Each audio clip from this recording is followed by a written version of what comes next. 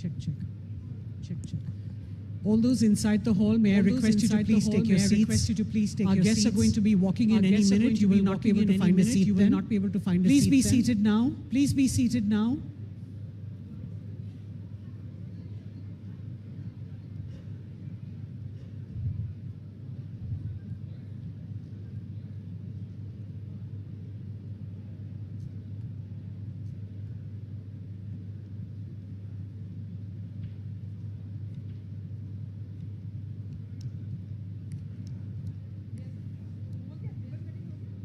Please be seated, ladies and gentlemen. The honorable ministers are joining us any minute now.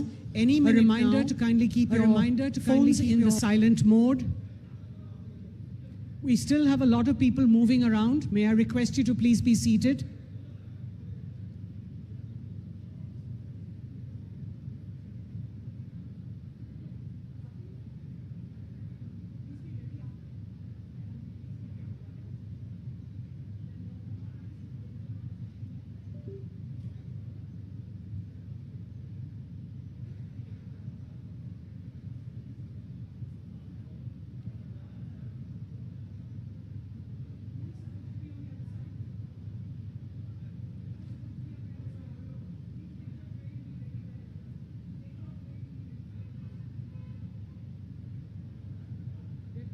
Selfies, so you'll have to get them.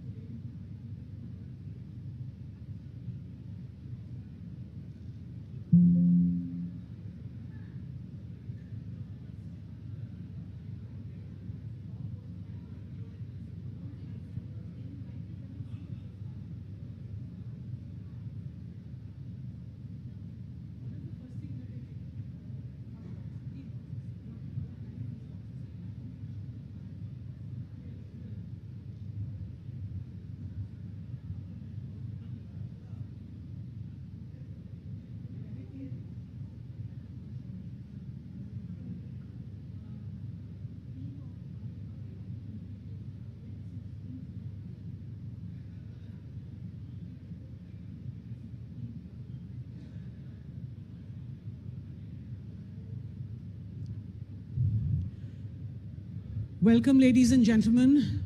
May I request those who are standing to please be seated. Officials from the Ministry of Tourism, please help us in seating our guests who are here, as well as guiding them to their correct enclosures.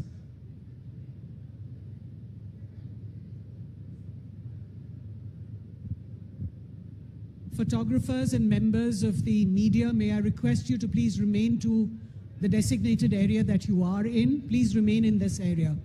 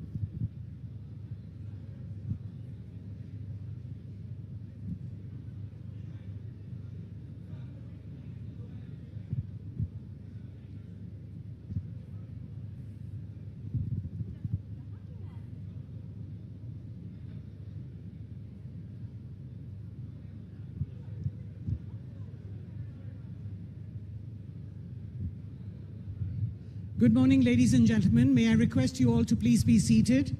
Welcome to Kaziranga, Assam, and to the annual International Tourism Mart, a lively extravaganza orchestrated by the Ministry of Tourism, Government of India, with a lot of support and assistance from the state of Assam as we unfold its vibrant tapestry in the enchanting embrace of the northeastern region.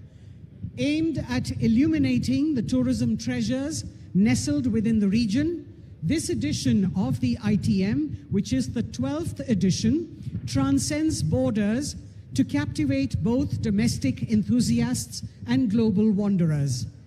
We are proud to welcome and share with you entrepreneurs and tourism aficionados from the 8 northeastern states to converge and weave connections among buyers, sellers, media mavens, government emissaries, and various other stakeholders.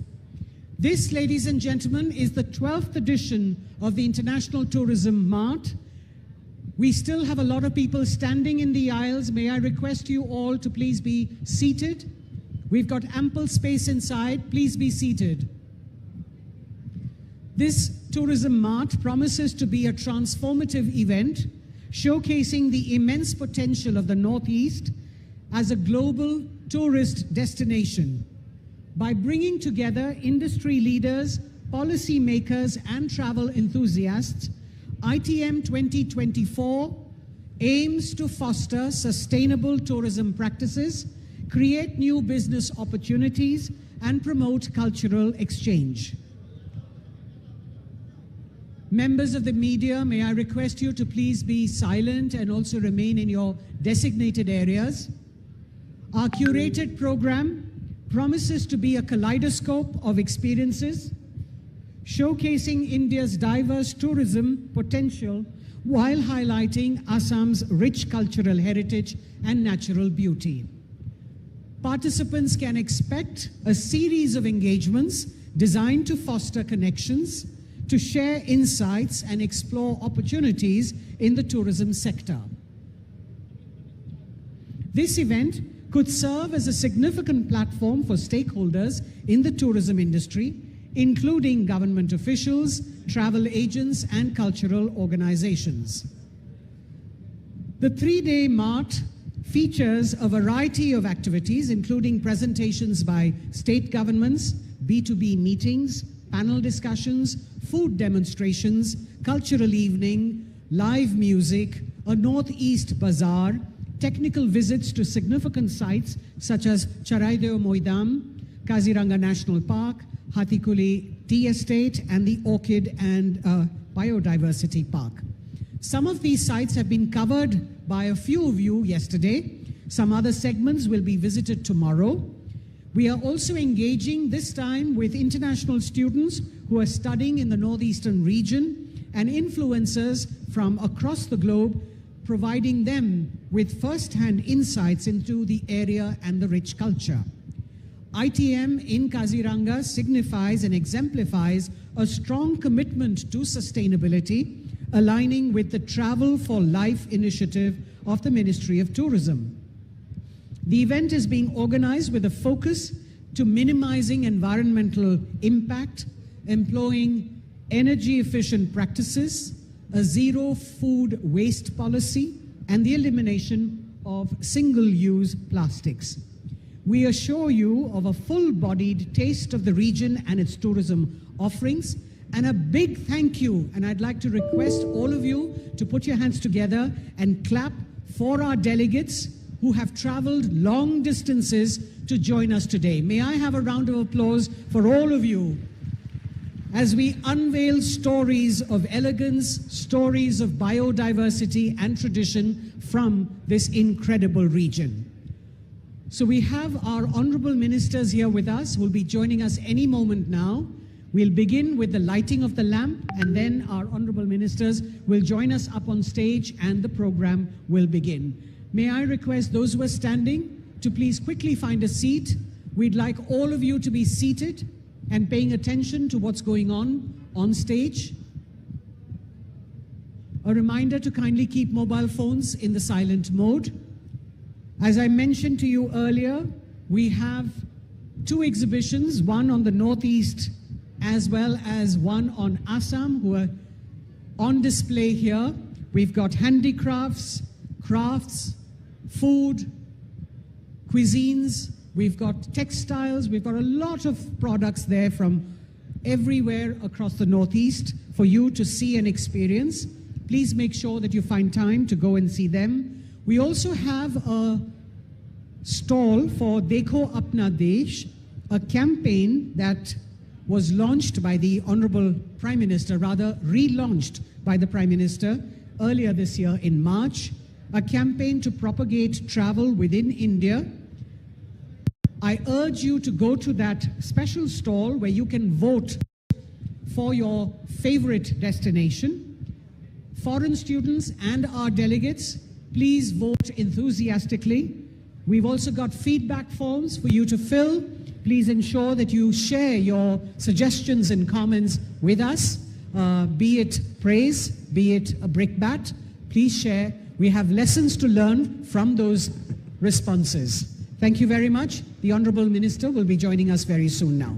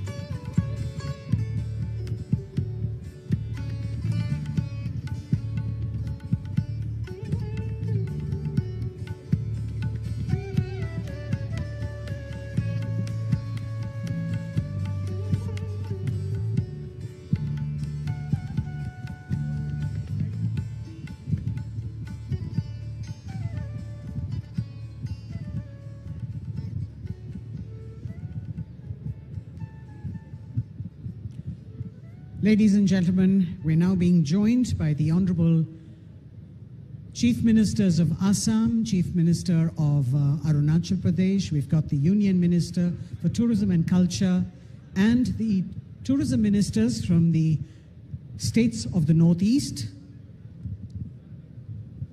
We also have with us the Honorable Member of Parliament, Kaziranga, Mr. Kamakhya Prasad Tasa. May I request the Honorable Chief Minister of Assam, Dr. Sarma, the Chief Minister of Arunachal Pradesh, Shri Khandu, and the Honorable Union Minister of Tourism and Culture, Shri Gajendra Singh Shekhawat, the Member of Parliament, Kaziranga, Shri Kamakhya Prasad Tasa, to please join for the lighting of the lamp.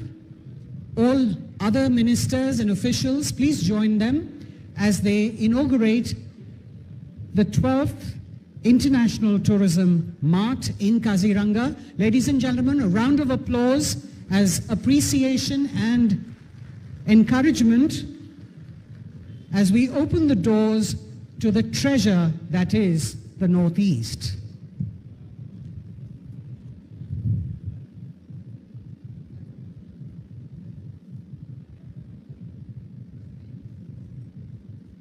As the curtain rises on this cultural carnival, it is worth mentioning that the International Tourism Marts take turns gracing the different northeastern states, and Assam, with its characteristic charm, is hosting this for the third time. So a round of applause for Assam. Thank you for your hospitality, and we look forward to a promising and extraordinary celebration of the unexplored facets of this captivating region.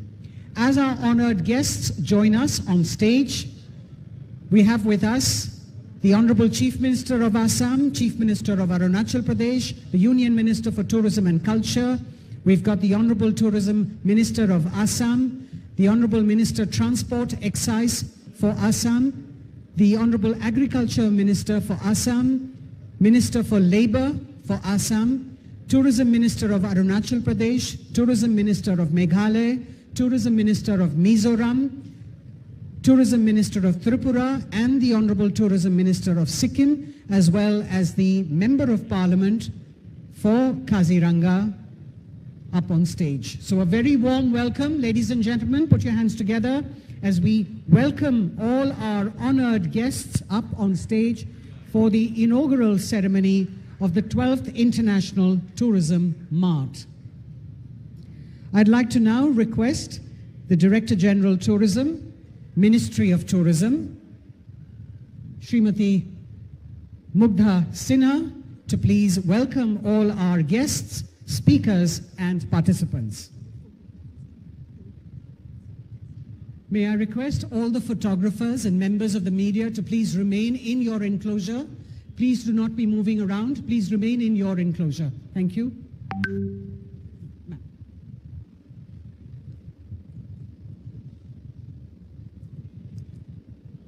Namaskar and a very good morning, everyone.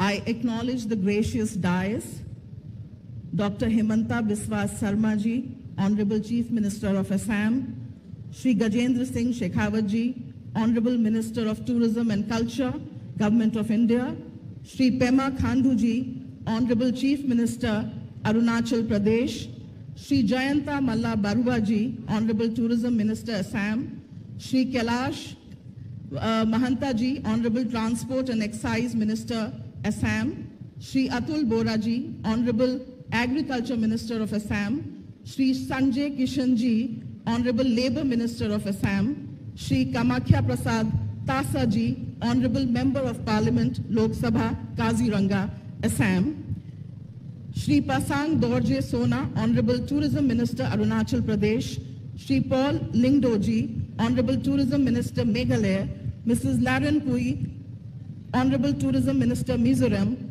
Shri Shushanta Chaudhary ji, Honorable Tourism Minister, Tripura, Shri Shering Pendu Bhutia ji, Honorable Tourism Minister, Sikkim. I also have to acknowledge the gracious presence amongst our audience of the ambassadors, senior officials from Government of India, and the Ashtalakshmi states of the Northeast. I also have in the audience our icons from the Northeast. Let me mention Shri Zubin Garg ji, who is not just a musical performer, but also the youth icon of Assam. Dr. Deepa Karmakar ji, who is an artist, gymnast, and also Miss Naveli Deshmukh ji, who is the youth icon of Maharashtra and also former Miss India. Along with this, I also heartily welcome our tour operators from India and abroad, travel content creators, culture entrepreneurs, influencers, dignitaries, delegates, panelists, students studying from abroad, especially the Southeast Asian country in the Northeast, friends of the Northeast, members of the media, ladies and gentlemen. It is my utmost honor and delight to extend a very warm welcome on behalf of the Ministry of Tourism, Government of India, to all the esteemed dignitaries on the dais and this lovely August gathering for the 12th edition of the International Tourism Mart 2024 at Kaziranga, Assam. I begin by invoking the divine blessings of Ma Kamakhya and the elixir of life, River Brahmaputra, in #AwesomeAssam. This is a special year for Assam and the Northeast as we begin to unveil the paradise unexplored. We are showcasing the Charaido Moidams as the latest entry for Assam into the UNESCO World Heritage Site, which our tour operators and all of us had the occasion to see yesterday. Celebrating then, of course, the silver anniversary of the iconic Hornbill Festival of Nagaland, which follows in quick succession to the ITM, and we are delighted also to celebrate 50 years of the Kaziranga National Park, the raison d'etre for bringing the ITM here, in shared recognition of the immense potential of tourism in India's Northeast. Gratitude follows greetings, and thus for the unwavering support in showcasing the tourism potential of India's Northeast to the world, I would like to thank the State Government of Assam, in particular the Chief Secretary, Sir, and the Team Tourism Assam, for not only hosting the 12th edition of the International Travel Mart in collaboration with the Ministry of Tourism, Government of India, but for all the effort and warm hospitality they have extended to all of us to make this occasion a very special one. Thank you so much, Assam.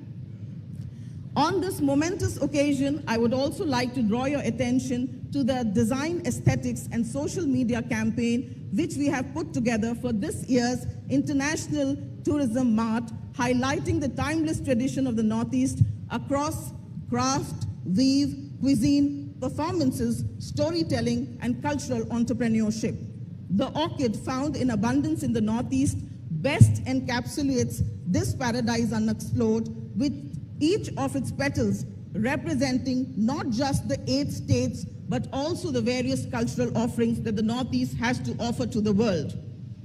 This year's Mart is also special as we welcome 46 domestic buyers, 24 international tour operators from 16 countries, 15 international influencers, 10 domestic influencers, 20 international students from about 17 countries. This Mart also features a variety of activities, including presentations by state governments, the B2B meetings, panel discussions, food demonstrations, cultural evenings, live music, a Northeast Bazaar, and a Bazaar of the Assam, which has been recently inaugurated by the dignitaries on the stage. And of course, the program will be followed by 4 different kinds of fan trips to various tourism sites in the Northeast.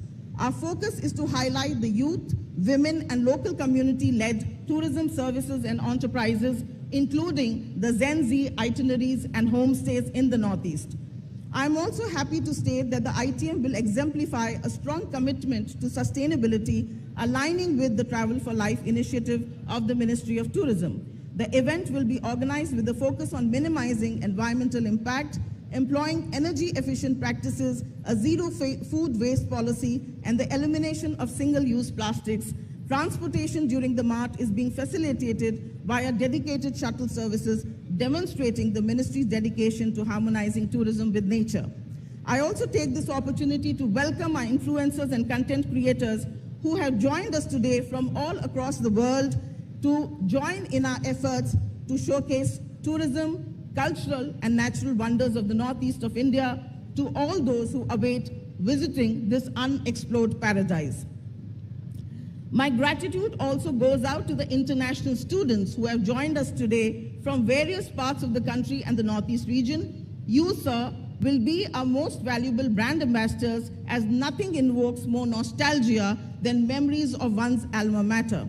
Apart from these, I especially encourage participants from the travel industry to engage in productive B2B and B2G sessions during dedicated programs and otherwise, so that we may collectively work towards playing each of our roles in ensuring that tourism in the Northeast reaches greater heights. Without much ado, I once again both welcome and thank all of you for making your gracious presence at the 12th International Travel Mart, being organized by the Ministry of Tourism, Government of India, in collaboration with Awesome Assam and our Ashtalakshmi sister states of the Northeast. I hope you will enjoy the ITM and the various specially curated cultural programs and meals. Thank you very much. Jai Hind. All the best.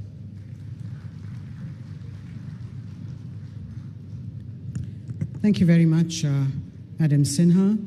We'd like to now present tokens of appreciation and a little token from the Northeast to our guests on stage, and I'd request the Honorable Union Minister for Tourism to please, Tourism and Culture, Shri Gajendra Singh Shekhawat, to please present one to our Chief Minister of Assam and another to the Chief Minister of Arunachal Pradesh, Mr. Pema Khandu.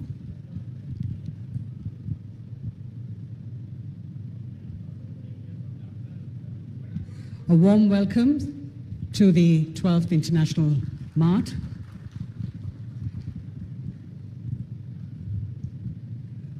To the Honorable Chief Minister of Assam, and now to the Honorable Chief Minister of Arunachal Pradesh, Shri Pema Khandu.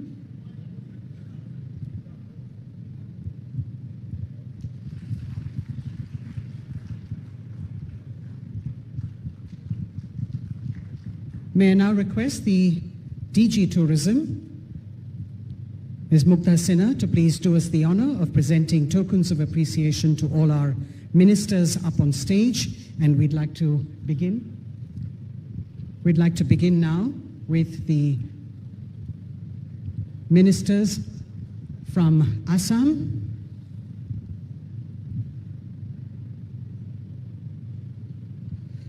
May I request the honorable ministers to stand as I call out their name. We've got Mr. Barua here, the Tourism Minister, the Honorable Minister for Transport, Mr. Mahanta, the Honorable Minister for Agriculture, Mr. Bora, the Minister for Labour, Mr. Kishan, and the Honorable Member of Parliament from Kaziranga, Mr. Tassa.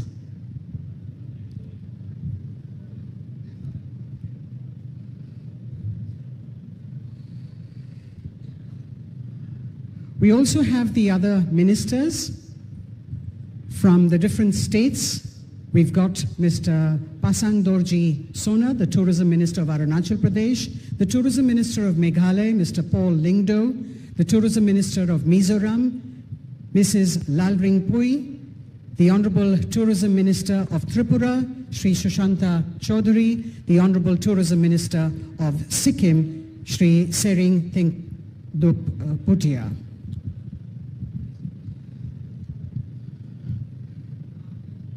I'd like to now request the Honorable Minister from Assam, Shri Jayanta Mala Barua, to please present tokens of appreciation to the Honorable Union Minister of Tourism.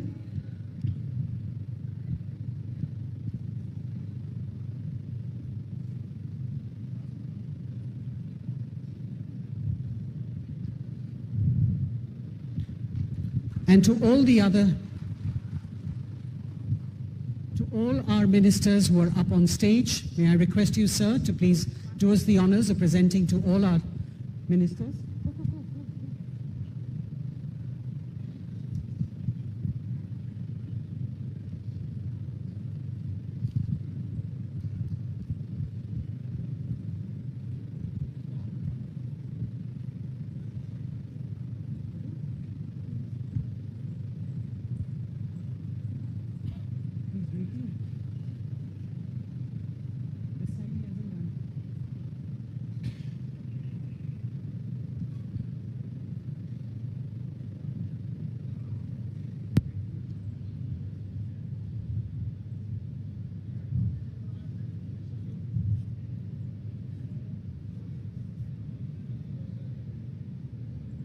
Okay.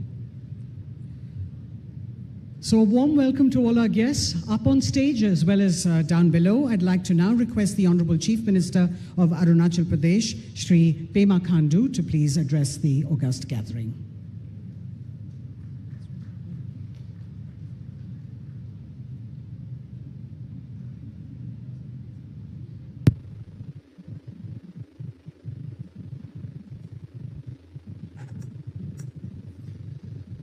Honorable Union Minister for Tourism and Culture, Shri Gajendra Singh Shekhawat ji, Honorable Minister Assam, Honorable Chief Minister Assam, Shri Hemanta Dada, और IITM में आए हुए सभी north eastern states के honourable ministers, tourism ministers and honourable MPs from Assam, the DG Tourism, Government of India, and senior officials from Government of India, Additional Chief Secretary, Government of Assam, और सभी Assam government के senior officers, and all the stakeholders, जितने भी जो eminent tour operators हैं और जो teams for tourism, some may be good in cultural tourism, some may be good in religious tourism, some may be good in music tourism, some may be good in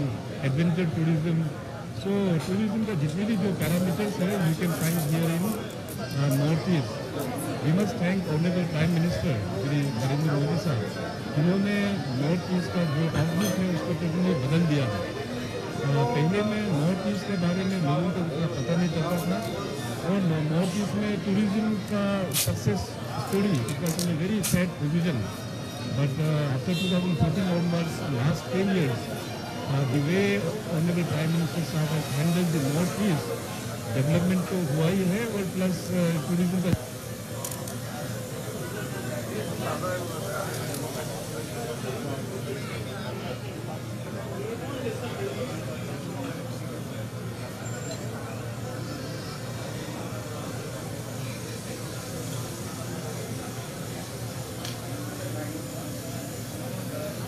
क्षेत्र में काफ़ी आगे हम लोग बढ़ा हुआ है. तो खास करके आज जिस एरिया में जिस यहाँ पे जो Kaziranga, that is not only the pride of Assam but for the entire north east. तो यहाँ पे काजीरंगा में हमारा नेशनल पार्क है, यहाँ पे टाइगर पार्क भी है. उसी प्रकार से अपना हर एक नॉर्थ ईस्टर्न स्टेट्स में बहुत यूनिक चीज़ है टूरिज्म का क्षेत्र में सेल करने के लिए. When I talk about my state, it is a very geographically widespread state, bordering with 3 international boundaries, one with Bhutan, second with China, the longest border we share, and the third border is with Myanmar. So in Arunachal Pradesh we have around 26 major tribes and more than hundreds of sub-tribes. And I am very much glad to share with the data that in the last 10 years, our tourism the percentage, in terms of percentage, it has increased by 205%. 205% का tourism का मतलब बढ़ा हुआ अरुणाचल प्रदेश में last 10 years में हम लोग ने दिखा पाया है. Now in so my state of point of view, अपना टूरिज्म वहाँ पे रूरल टूरिज्म को हम लोग उसको एनहेंसमेंट कर रहा है. The vibrant village programme with the honourable union minister Amit Shah ji has launch, उसको लेके जितने भी जो नॉर्दर्न बॉर्डर्स है बॉर्डरिंग विद तिब्बत, वहाँ पे हम लोग टूरिज्म को आगे बढ़ा रहा है. एंड अरुणाचल जैसे राज्य जो नॉर्थ ईस्ट का भी नॉर्थ ईस्ट है, उसको टूरिज्म क्षेत्र में आगे बढ़ने के लिए और Indian army they plays a very vital role now under the vibrant village programme. State government, union government along with the Indian army, तो हम लोग अपना रूरल टूरिज्म को किस प्रकार से बढ़ावा देना है, how to become a sustainable model for tourism, उसका भी हम लोग आगे बढ़ा रहा है. तो I wish you all the best. आप सभी जो स्टेक होल्डर्स यहाँ पे आए हुए हैं, और I think many positive outcomes will come from B2B meeting and also from B2G meeting as well. So after this ITM, very soon, that is in the first week of December, from December 3rd to December 8th, I am hosting the All India Tour Operators, Adventure Tour Operators National Conference at Tawang from December 3rd to 8th. So वहाँ में भी मैं आप लोगों को जो adventure tourism में रुचि रखते हैं, and all the state governments north east आप सभी को भी मैं वहाँ तवांग में इन्वाइट करता हूँ पार्टिसिपेशन के लिए. So under the dynamic leadership of our union tourism minister Shri Gajendra Singh Shekhawat ji, definitely the tourism scenario of north east and the entire country will change. With this hope, I once again wish you all the best. Thank you. Jai Hind.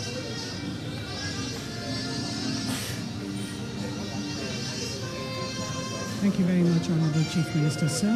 I'd like to now invite the Honourable Union Minister for Tourism and Culture, Shri Gajendra Singh Shekhawat, to please address the gathering.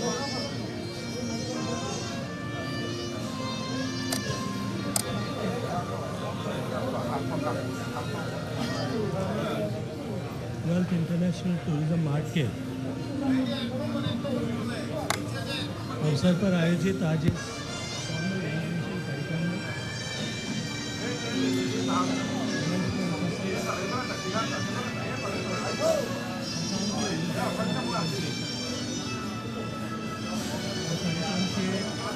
मुख्य अतिथि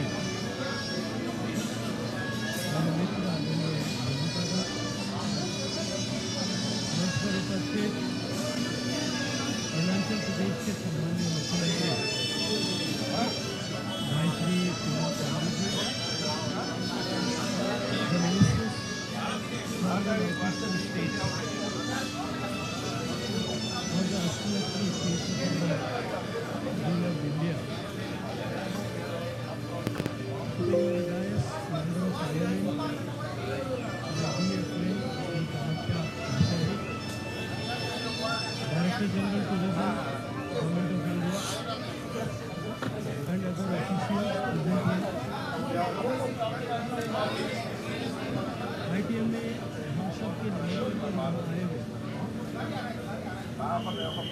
travel trade के सारे ऐसे representative जो देश और दुनिया के अंदर देशों से यहाँ आए हैं. The influencers, bloggers, celebrities, friends from media, ladies and gentlemen. 12वें ITM में आकर के मुझे आप सबके बीच में I'm really delighted and so happy. And I appreciate all of you for taking out time to witness the beauty and the cultural richness of this unseen and unknown part of our country. The area which has a great legacy, rich cultures, great cultural diversity, different type of traditions, food, costume, cuisine, and simultaneously great biodiversity. And I strongly feel that this ITM, which has been hosted by Government of Assam under the leadership of Honorable Chief Minister Himanta Biswa Sharma ji, is going to be a great opportunity for the northeastern states to showcase their richness of culture and diversity, and simultaneously it's an opportunity for the people from the travel trade all across the country and world to witness and experience this diverse but unseen part of our country.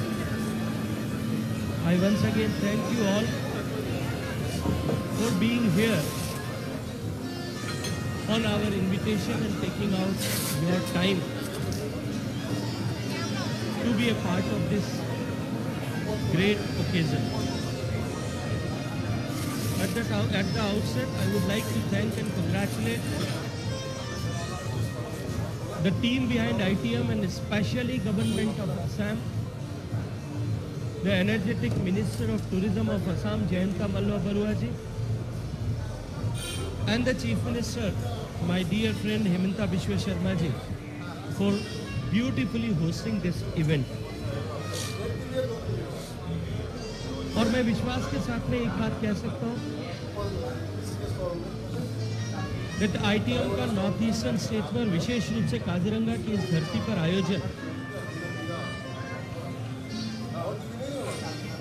ये एक महान परिवर्तन के दौर से गुजर रहे भारत में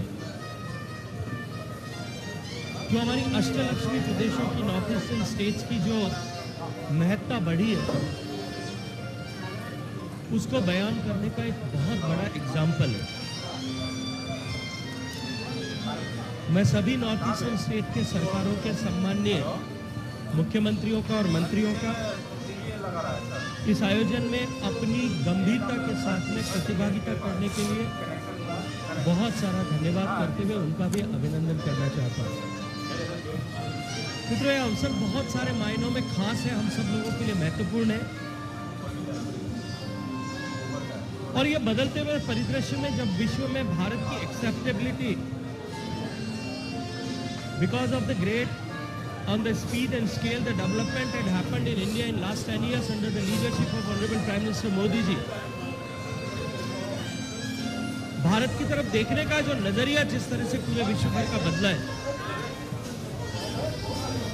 और उसके चलते हुए भारत एक नए आकर्षण के केंद्र के रूप में पूरे विश्व भर के लिए जिस तरह से बन रहा है, उस समय में भारत और विशेष रूप से नॉर्थ ईस्टर्न इंडिया के टूरिज्म पोटेंशियल को एक्सप्लोर करने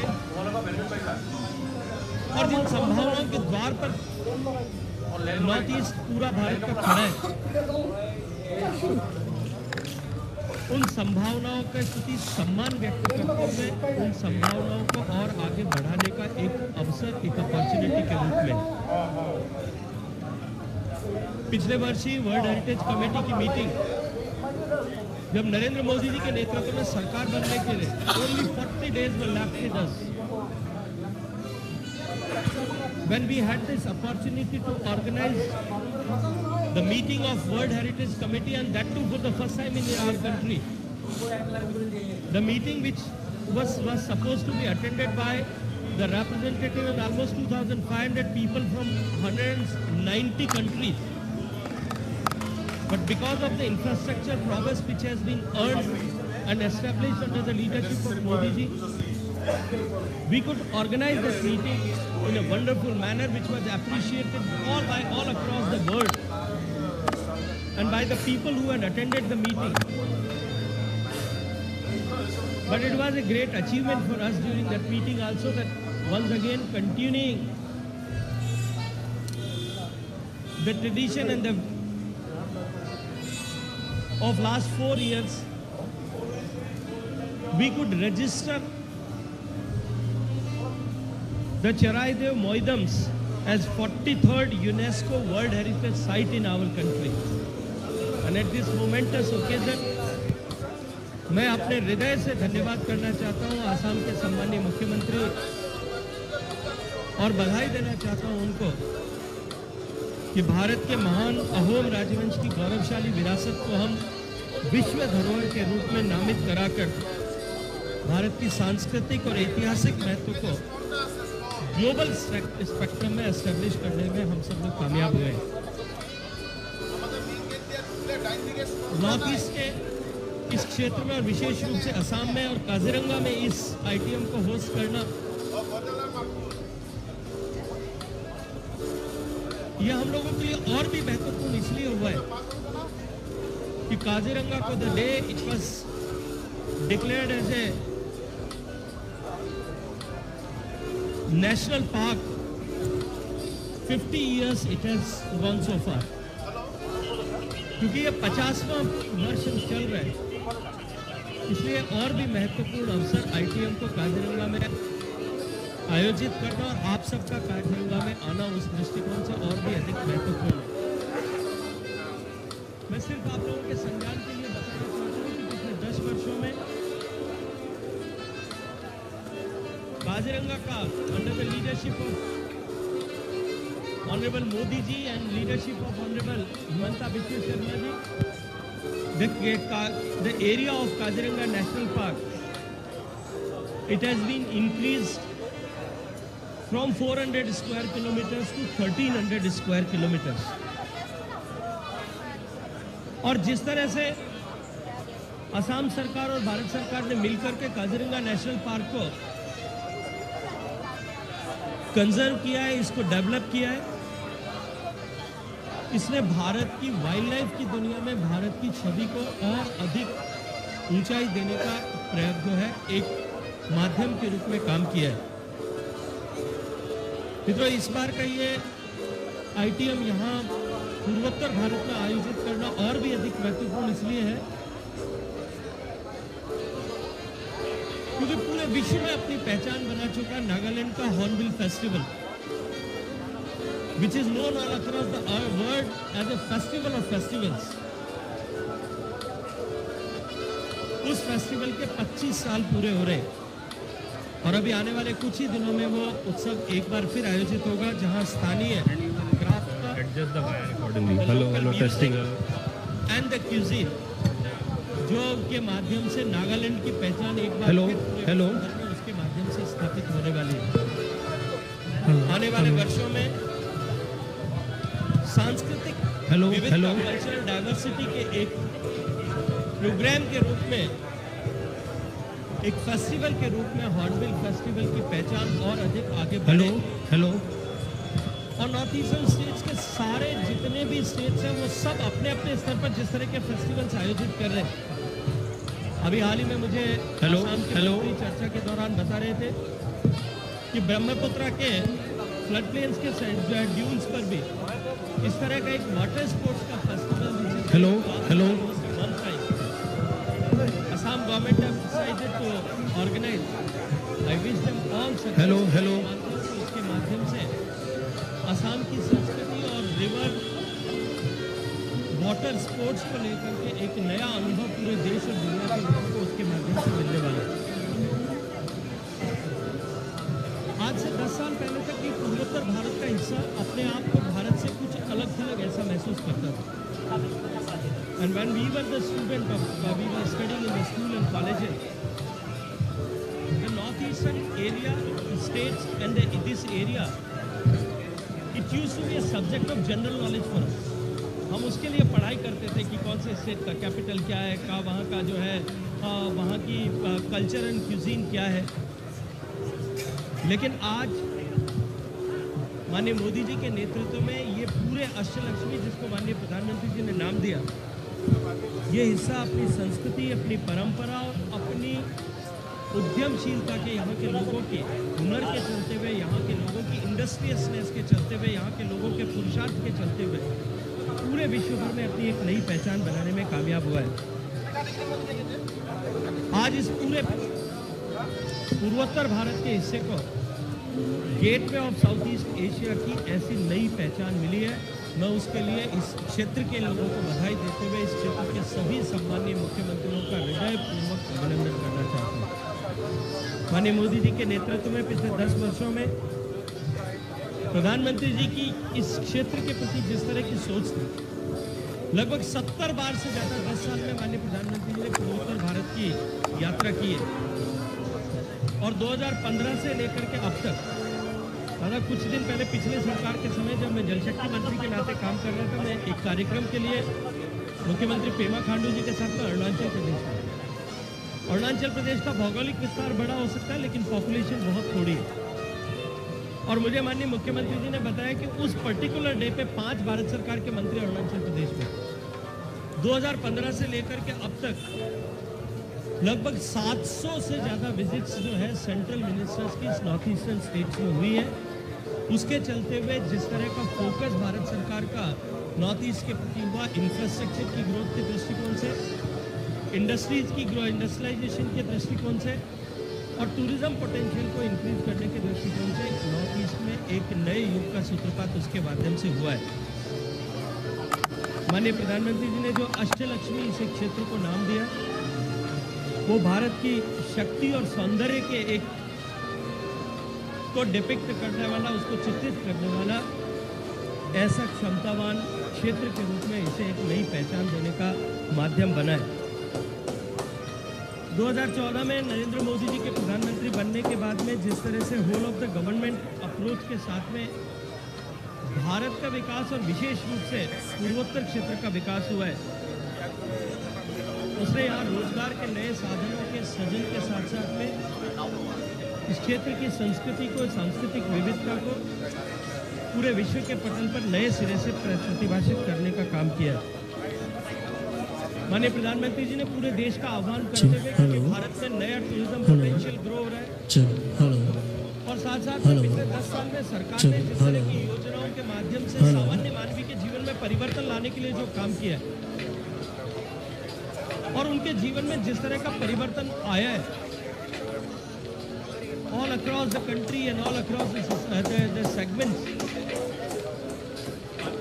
the analysts they says that because of that the schemes which was realized on the ground, which were realized on the ground during this 10 years period,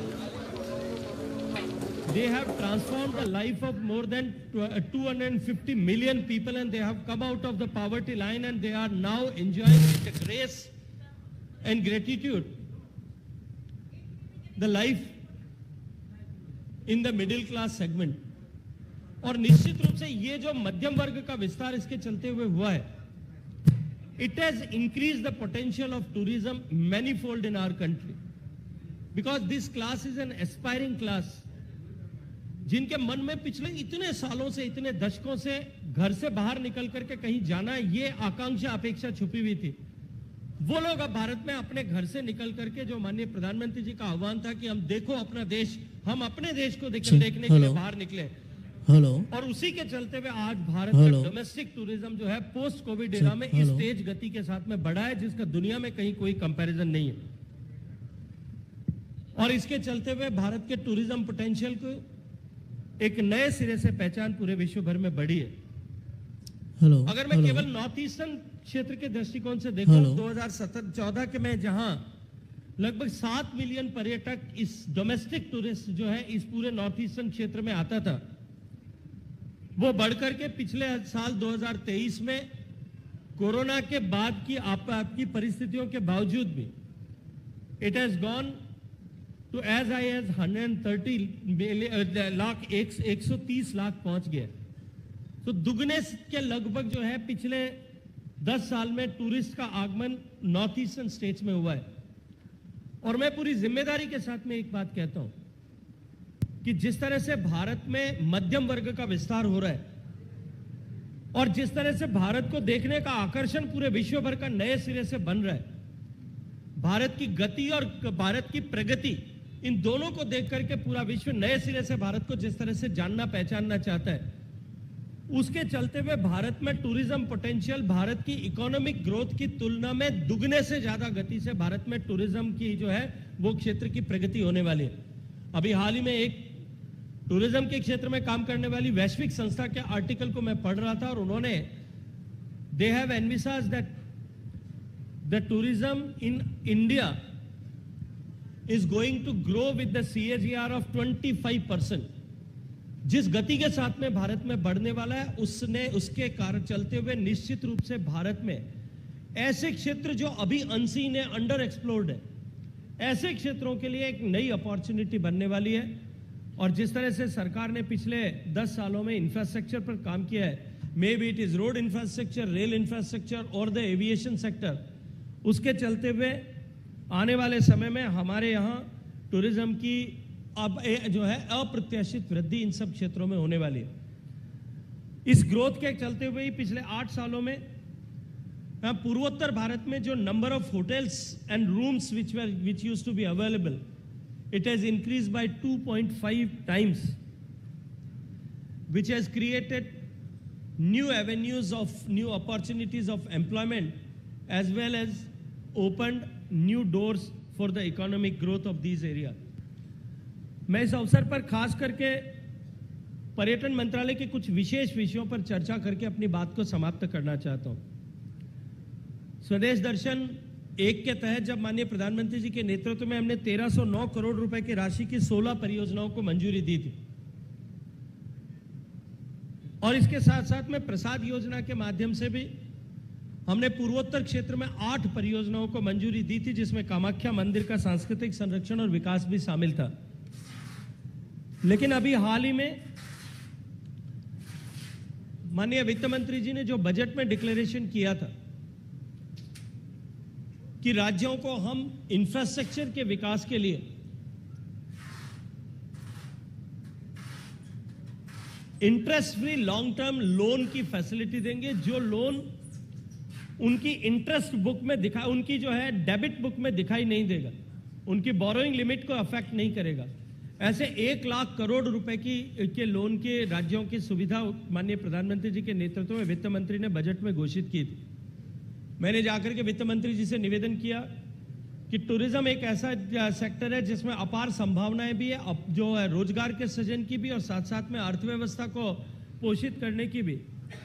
और मैं धन्यवाद करना चाहता हूं कि उन्होंने इसमें कुछ हिस्सा जो है टूरिज्म सेक्टर के लिए नामित किया। हमने सभी राज्यों से प्रपोजल्स मंगाए और लगभग 6000 करोड़ रुपए के प्रपोजल्स हमारे पास में आए। वो प्रपोजल्स हमने फाइनेंस मिनिस्ट्री में सबमिट किए और मुझे पूरा भरोसा है कि आने वाले कुछ दिनों में वो सारे प्रोजेक्ट प्रपोजल्स जो हैं, अधिकांश प्रपोजल सभी राज्यों के सैंक्शन हो जाएंगे, जिसमें पूर्वोत्तर के भी लगभग सब राज्य उसमें शामिल है।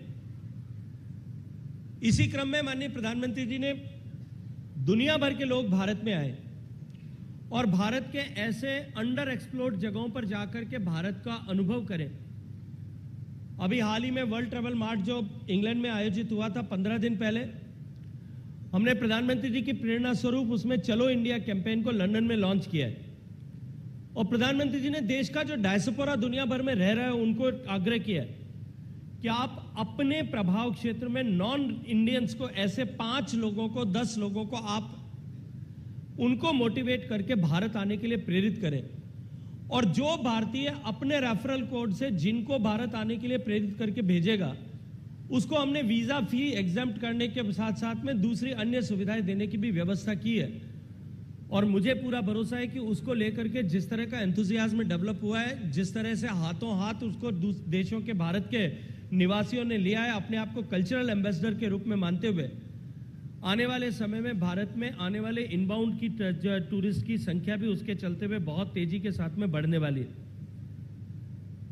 पूर्वोत्तर भारत के इस क्षेत्र के फेस्टिवल, जैसे मैंने हॉर्नबिल फेस्टिवल की चर्चा की, इस पूरे क्षेत्र में लगभग 15 ऐसे फेस्टिवल्स हैं जिनको हमने अभी आइडेंटिफाई किया है। इनमें संगाई फेस्टिवल है, ऑरेंज फेस्टिवल है, म्यूजिक एंड एडवेंचर का फेस्टिवल है, एंथुरियम फेस्टिवल है।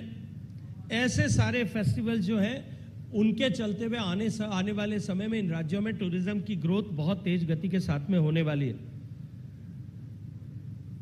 कोविड के बाद में जिस तरह का नजरिया आज लाइफ को देखने का, जीवन के प्रति देखने का बदला है, उसके चलते हुए टूरिज्म की परिभाषा और टूरिज्म का इंटरेस्ट ऑफ टूरिस्ट जो है वो बहुत तेज गति के साथ में बदल रहा है।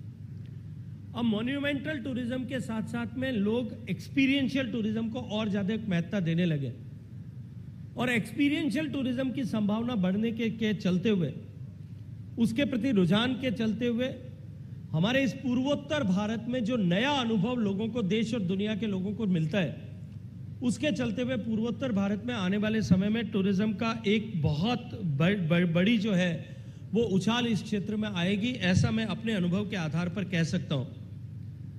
मुझे बहुत प्रसन्नता है कि टूरिज्म ने, मिनिस्ट्री ऑफ टूरिज्म ने एशियन डेवलपमेंट बैंक के साथ में, वर्ल्ड बैंक के साथ में, इंटरनेशनल फाइनेंस कॉरपोरेशन के साथ में और यूनेस्को के अंतर्राष्ट्रीय पर्यटन के साथ में मिलकर के हमने टूरिज्म क्षेत्र में प्रगति के लिए नई योजनाओं पर काम करने के लिए चर्चा करना और काम करना प्रारंभ किया है।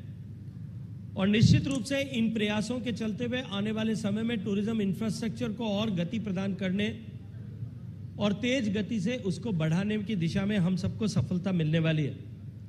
जैसे मैंने कहा कि हमारा पूर्वोत्तर भारत दक्षिण पूर्व एशिया के लिए गेटवे की तरह है। इसके चलते हुए मैं विश्वास के साथ में कह सकता हूं कि भारत के टूरिज्म को ग्रो करने में और विशेष रूप से आसियान कंट्रीज के रूप में भारत के संबंधों को और अधिक बड़ा करने में निश्चित रूप से इस क्षेत्र की ये शक्ति, ये जो ताकत है, ये बहुत बड़ा रोल प्ले करने वाली है। भारत और आसियान देशों के बीच में जिस तरह से एयर कनेक्टिविटी माननीय प्रधानमंत्री जी के हस्तक्षेप के चलते हुए बढ़ रही है, और जिस तरह से पूर्वोत्तर राज्यों के मुख्यमंत्रियों के साथ में भारत सरकार मिलकर के इस दिशा में काम कर रही है, मैं इससे बहुत सारा उत्साह अपने आप में महसूस करता हूं। और साथ ही साथ में मैं ये मानता हूं कि यहां इस जो है ITM के अवसर पर जितने लोग देश और दुनिया भर से आए हैं, उन सब लोगों के बीच में जो कन्वर्सेशन होगा, आप सब लोग जो इस क्षेत्र को देखेंगे, जो ब्लॉगर्स यहाँ आए हैं, जो इन्फ्लुएंसर्स यहाँ आए हैं, वो अपनी क्षमता के अनुरूप जिस तरह से इस क्षेत्र को, कल आप लोगों ने चराइदम का शायद जो है मोइडम्स का भ्रमण किया होगा, आप अपने जो वीडियोस फ्लोट करेंगे, आप अपने एक्सपीरियंस जो लिखेंगे, यहाँ के क्षेत्र के कल्चर को, यहाँ के क्यूजीन को, यहाँ के कॉस्ट्यूम को, यहाँ के क्राफ्ट को जिस तरह से डिपिक्ट आप अपने प्लेटफॉर्म्स पर करने वाले, उसके चलते हुए भी इस क्षेत्र के टूरिज्म को लेकर के एक नया रुझान देश और दुनिया में, एक नया उत्साह देश और दुनिया में बढ़ेगा। इस अपेक्षा के साथ में कि आने वाले समय में भारत के टूरिज्म का ग्रोथ इंजन जो है नॉर्थ ईस्टर्न स्टेट्स बने, इस अपेक्षा के साथ में कि भारत को विकसित बनाने के संकल्प के साथ में 2047 तक भारत को सामर्थ्यवान देश बनाने के संकल्प के साथ में हम जिस तरह से आगे बढ़ रहे हैं, उस संकल्प को सिद्ध करने के लिए ये हमारा पूर्वोत्तर का क्षेत्र जिस तरह की रचनात्मक भूमिका निभाने वाला है, उसके साथ साथ में भारत के टूरिज्म सेक्टर को लेकर के जो हमने 2047 तक कल्पना की है कि हम भारत की अर्थव्यवस्था में जो अभी लगभग 5% से कुछ ज्यादा योगदान टूरिज्म सेक्टर कर रहा है, उसको हम 3 ट्रिलियन जो है कि इकोनॉमी टूरिज्म सेक्टर को बनाते हुए इस योगदान को 10% तक लेकर के 2047 तक जाएं। आप लोगों का यहां आना उस दिशा में एक नए शुरुआत के रूप में होगा, एक नया संभावनाओं के द्वार इस क्षेत्र के लिए खोलेगा।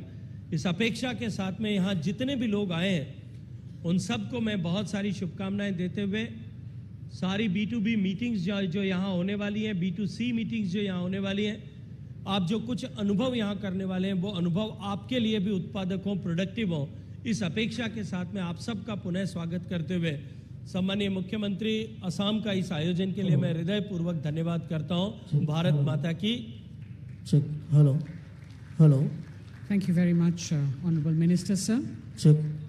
Ladies and gentlemen, on this occasion, we have a coffee table book on Assam, Guwahati and around, that is published by the Assam Tourism Development Corporation. And I'd like to request the Honorable Union Minister and the Chief Ministers of Assam and Arunachal Pradesh to please release this volume jointly. We also have copies for all our guests up on stage, all the Ministers of Tourism. May I request you to please hold up your copies as this gets released. This book takes a comprehensive look at the rich heritage, culture and diversity of Guwahati and its picturesque surroundings.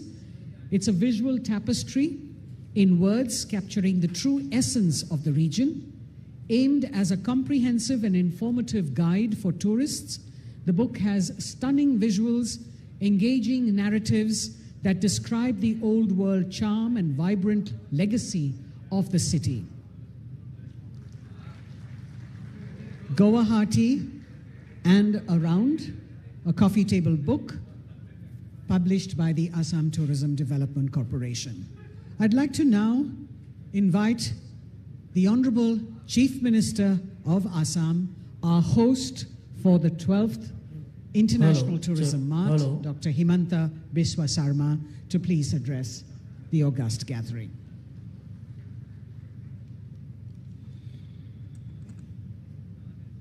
Namaskar.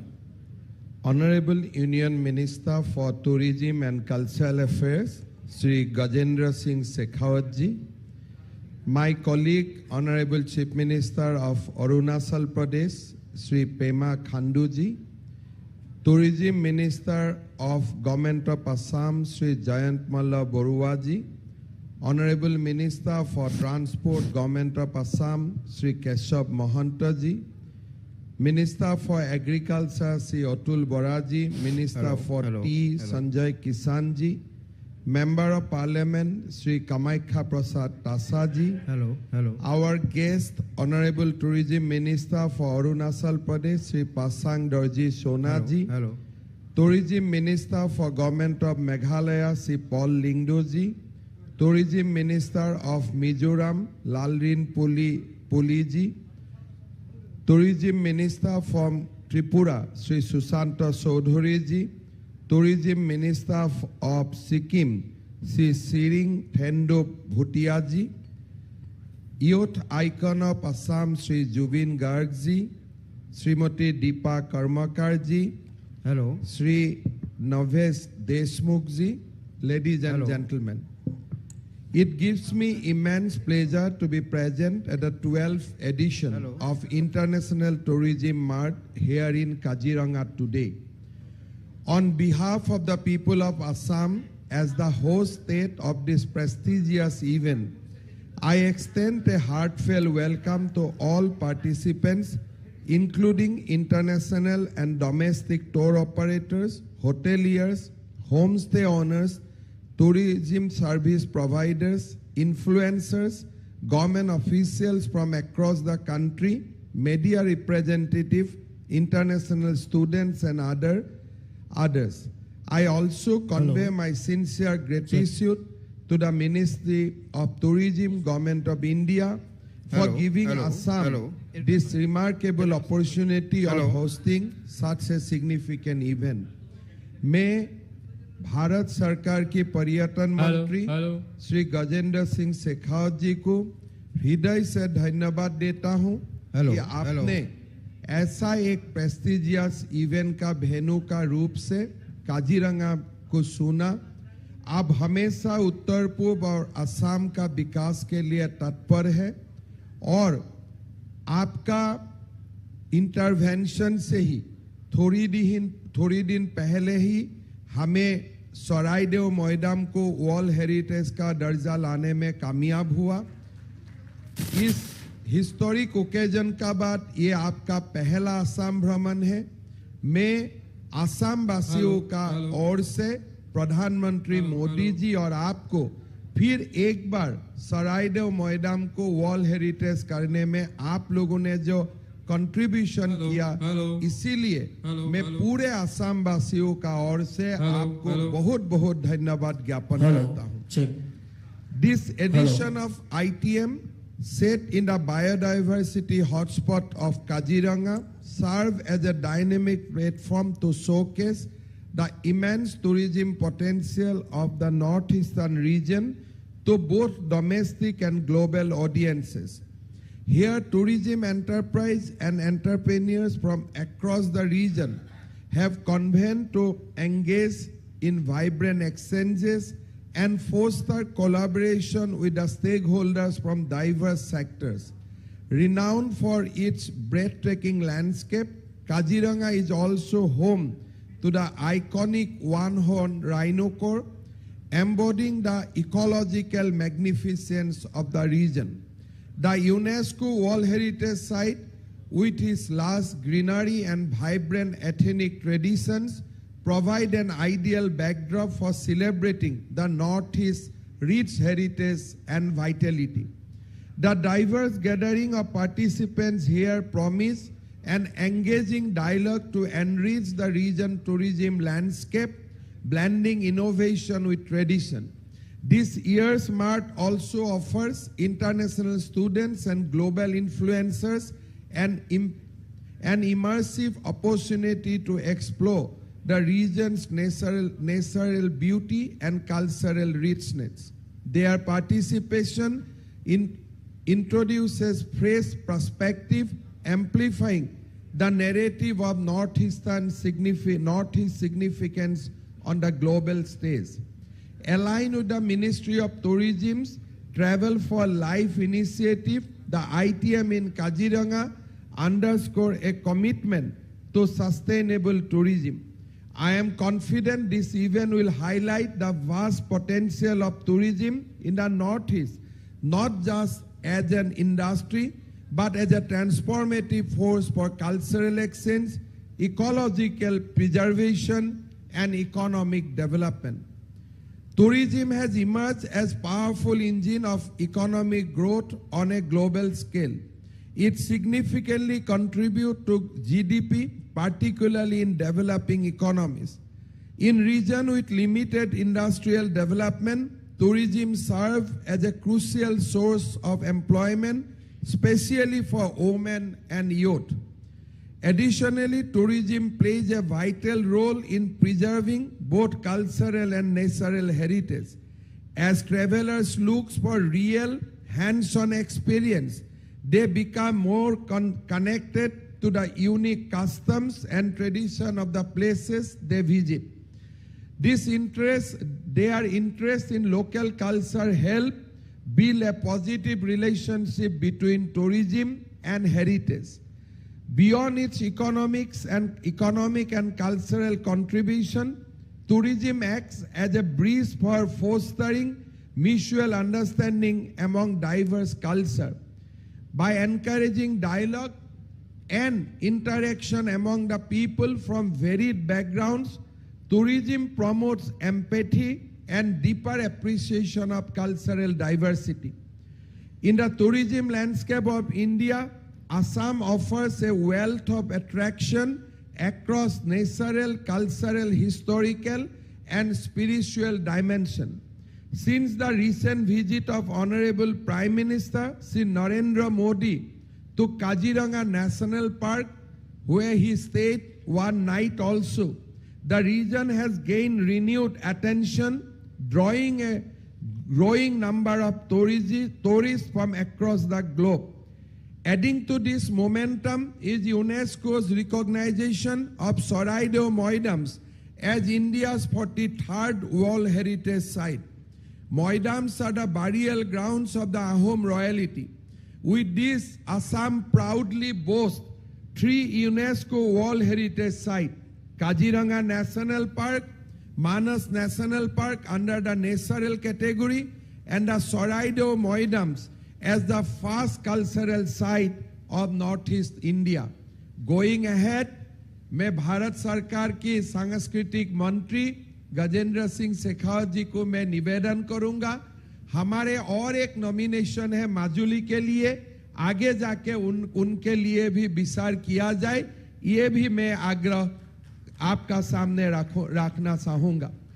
In the tourism, furthermore, Assam's sprawling tea gardens, the enchanting Brahmaputra River, cruise along its waters, vibrant festivals, and rich historical landmarks make it a perfect destination for tourists. The state's cultural diversity further enriches its tourism appeal, offering a tapestry of spiritual landmarks. The Kamakhya temple in Guwahati, a revered Hindu Shaktipit, served as a spiritual hub. The Umananda temple, situated on the island of Brahmaputra, offers a skin blend of devotion and scenic beauty. Haju, a unique confluence of Hindu, Buddhist, and Muslim traditions, exemplifies Assam's religious harmony.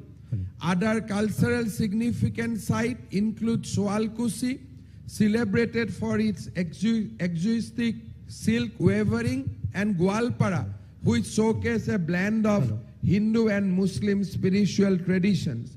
Majuli Island, the world's largest river island, stands as a cultural haven, preserving Vaishnavite tradition through its satras dedicated to dance, music, and art. Sibsagar, the historic capital of Ahom Kingdom, enthralls visitors with its temple, tanks, and monuments. According to a 2014 survey, the district is home to 451 historical sites connecting to the legacy of the Ahom Empire. Festivals like Ambubasi Mela at Kamakhya Temple, the Ras Festival in Majuli, the Dol Utsav in Borpeta highlights Assam cultural vibrancy, drawing visitors from across the globe and bridging local tradition with a global audience. River tourism also holds immense potential in Assam, with the Brahmaputra Hello. serving as a lifeline of unique leisure Hello. and adventure Mic testing. opportunities. Hello. 1, 2, 3. Luxury Hello. cruises offer travelers an intimate encounter with Assam wildlife, culture and landscape, wavering unforgettable journeys through Kajiranga's forest, Majuli's Satra and Dhuburi's historical sites. River cruise also combines Hello. tea Mic tourism testing. Hello. with wildlife exploration, Hello. presenting Hello. a distinct experience that underscore Assam's identity. With over Hello. 800 tea Mic estates, testing. the state is synonymous with tea, renowned worldwide Mic for testing. its Hello. distinctive 1, 2, 3. flavor. Hello. Beyond production, this tea garden offer rich tourism experiences featuring picturesque landscape, colonial era bungalows and vibrant ethnic culture. Hello. Assam is also home to several remarkable music and cultural festivals that celebrate its diverse heritage. The Karbi Youth Festival, held annually in February at Taralangso, Karbi Along Difu, is among the oldest youth festival in the region, marking over 50 years of vibrant celebration.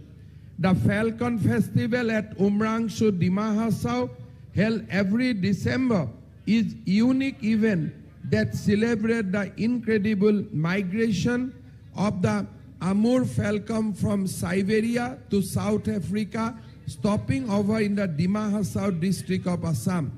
It raises awareness about bird conservation while promoting tourism. Assam is witnessing a surge in tourist inflow driven by its natural, cultural and spiritual treasures. In 2022-23, Assam was recognized as the second best performing state in tourism by India Today Group, recording a remarkable 575 growth in the domestic tourist footfall, reaching 10 million visitors. In 2023-24, the state welcomed 70,41,000 domestic and 26,129 foreign tourists.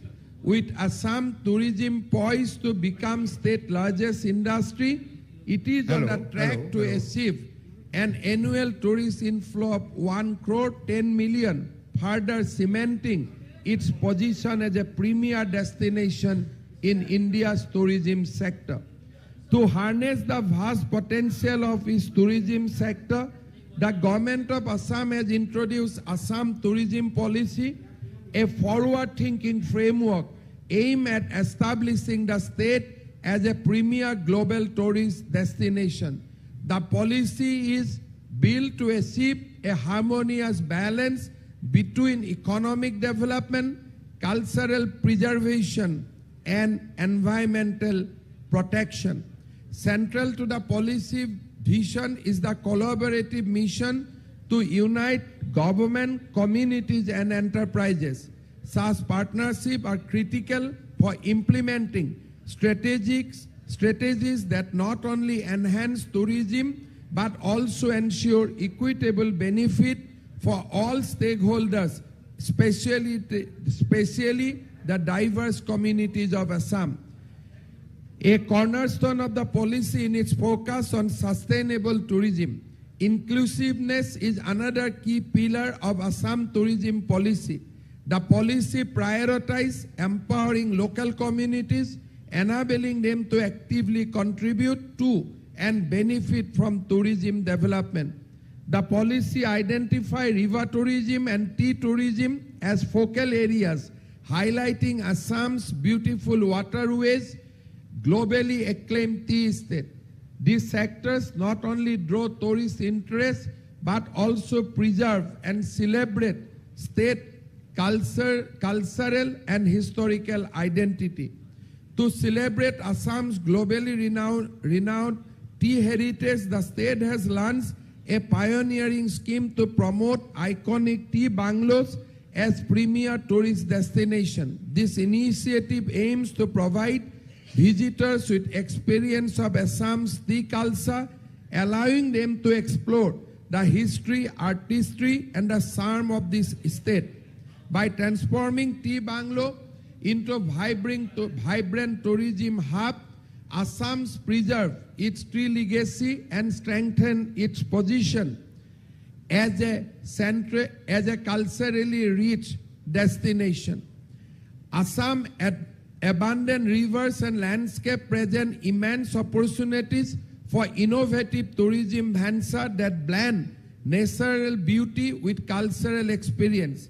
I would like to highlight a few key areas where stakeholders can explore opportunities for future collaboration. Cruise hub development. A cruise hub can attract domestic and international tourists, offering custom-made road to iconic locations like Kaziranga, Majuli, and Manas, while showcasing Assam biodiversity and cultural heritage. Floating infrastructure, introducing floating hotels, entertainment facilities, and restaurants can enhance the novelty of river tourism, combining sustainability with unique travel experience.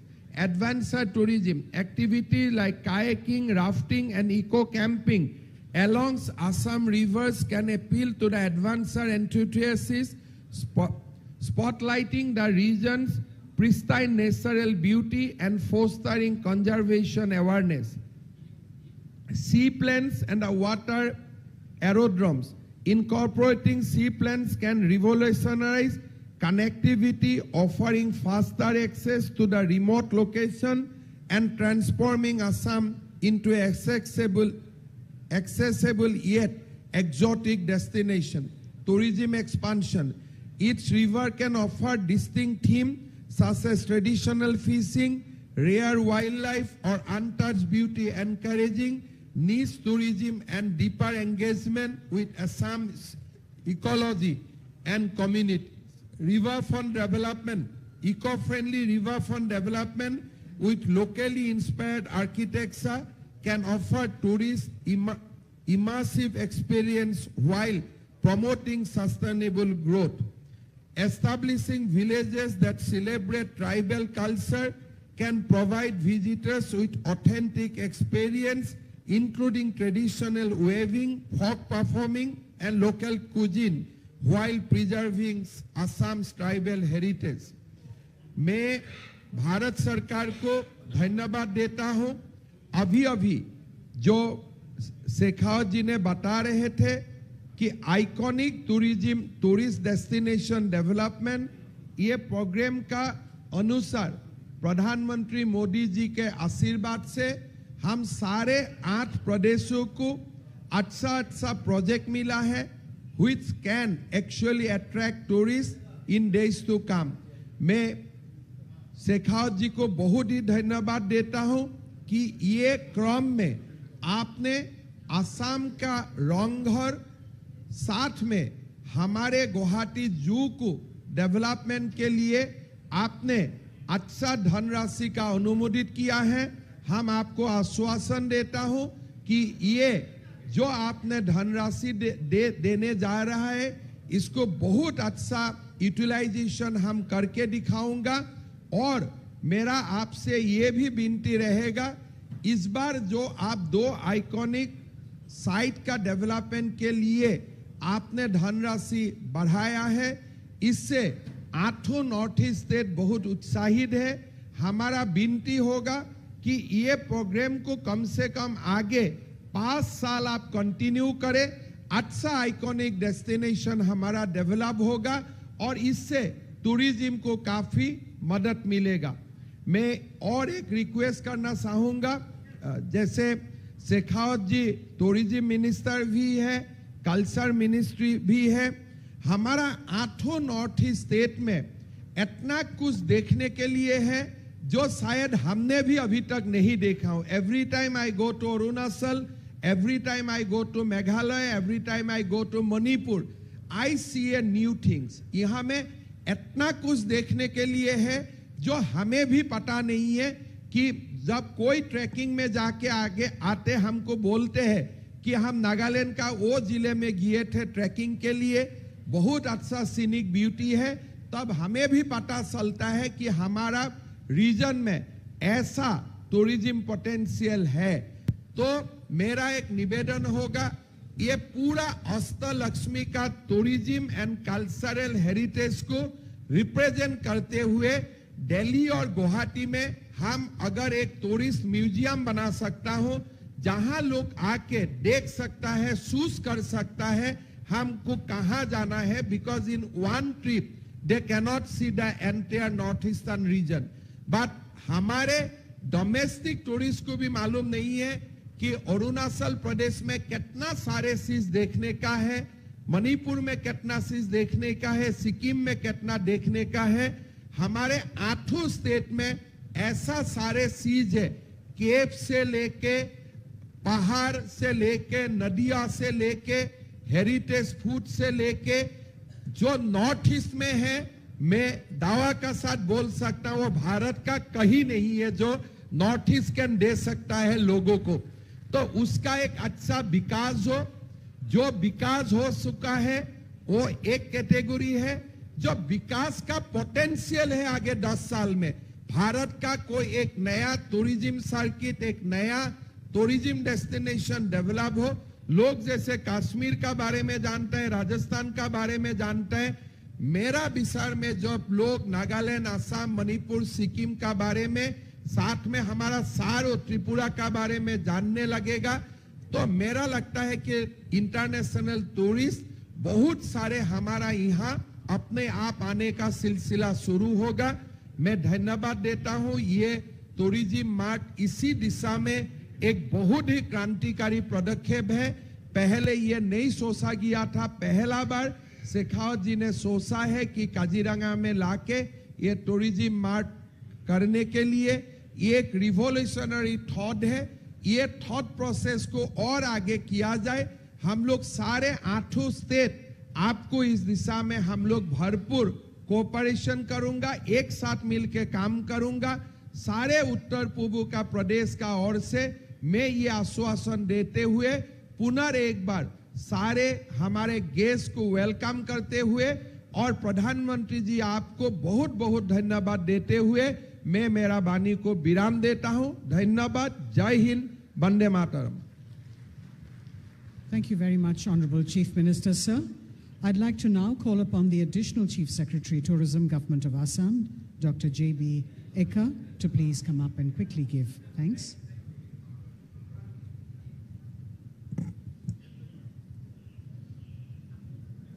Honorable Chief Minister Assam, Honorable Union Minister, sir, Honorable Chief Minister Arunachal Pradesh, Honorable Ministers and dignitaries on dais. On behalf of Tourism Department, Government of Assam, I would like to express my heartfelt gratitude to everyone who has contributed to making this event a grand success. First and foremost, I extend my sincere thanks to the Honorable Chief Minister, Dr. Himanta Biswa Sarma, sir, for gracing us with his presence. Sir, your unwavering support and leadership continues to inspire and strengthen the tourism sector in our state. We are also deeply honored to have with us the esteemed Union Minister, Sri Gajendra Singh Shekhawat, sir.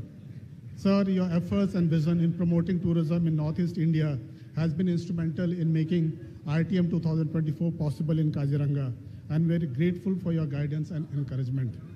I would like to extend a warm thank you to the Chief Minister of Arunachal Pradesh, as well as Honorable Ministers from Northeastern states, Honorable Ministers of Assam, Honorable MP, and the youth icons present here today.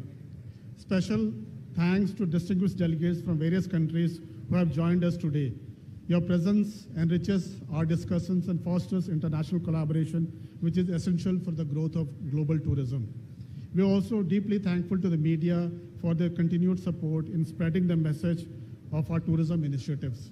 I would like to express my appreciation to Ministry of Tourism, Government of India, for organizing this event in Assam. This will provide a major boost for promoting Assam and Northeast India as a key tourist destination. I also thank Forest Department, Government of Assam, and District Administration Golaghat for the help and cooperation. Last but not the least, I thank all the tourism sector stakeholders and the participants for your presence and enthusiasm. This event would not have been possible without your involvement. Once again, thank you all for being here and for making this event a truly memorable one. Wishing you all a wonderful day ahead. Thank you. Thank you very much, Dr. Eka.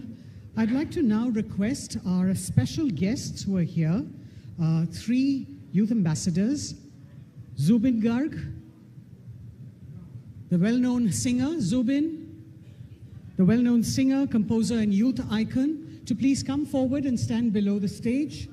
We've also got with us Dr. Deepa Karmakar, the tourism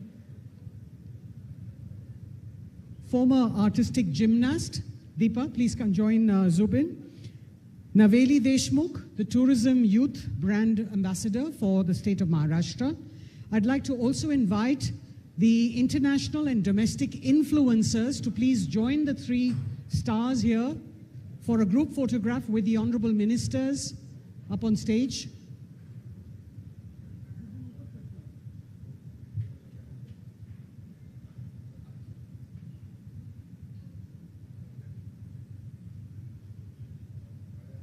All the domestic and foreign influencers, international influencers, please join for the photograph very quickly. We're running late now for our scheduled program, so if I could request you all to please just join for the group photograph. Quickly, quickly.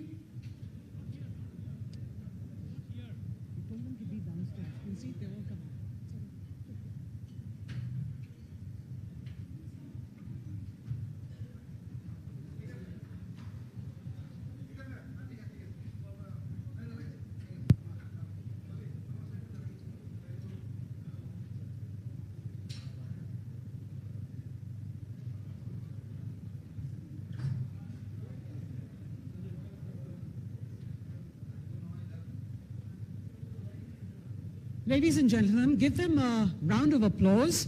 It makes their smiles grow wider. These are our young influencers who will be writing stories. We're now moving for the next part of the program. We have tea and refreshments being served outside. We will return for the short presentations from the states. Please ensure that you're coming back in 10 minutes. Tea and refreshments on the left-hand side, ladies and gentlemen. Use the exit doors on the left to move for tea and refreshments. The honorable ministers will now join the press who has to be assembled in the next room, in the adjacent room. All members of the press and media, please move to the adjacent room for the press meet. Please move to the next room for the press meet. The honorable ministers will join you there. All other delegates, please move outside for tea and refreshments and be back here in 10 minutes. 10 minutes, ladies and gentlemen. We will start with our presentation. We're running half an hour late. We have to make up time. Please ensure that you're back inside for the presentations from the different states. And we'll be beginning with the Assam state. So please be back here in time.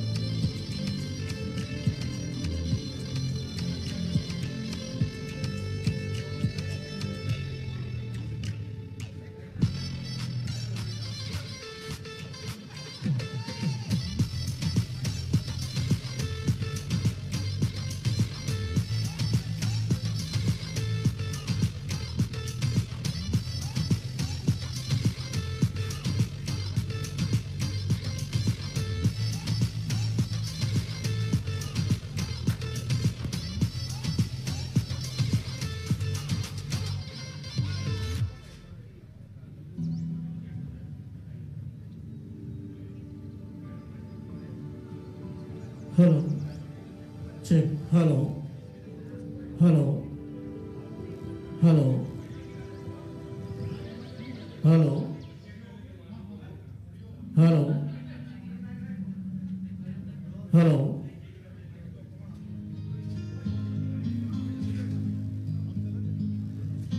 Hello. Check. Hello.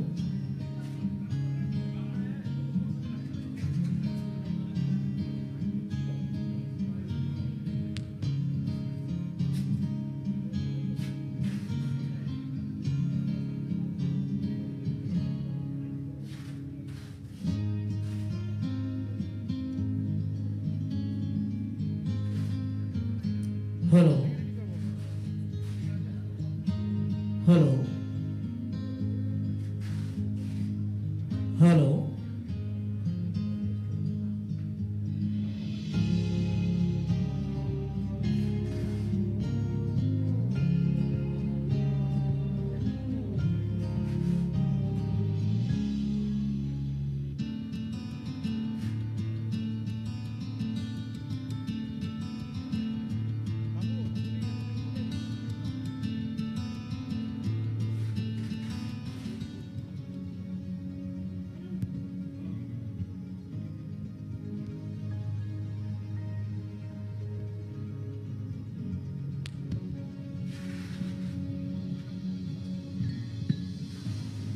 Hello, hello, hello, hello, hello, hello, hello.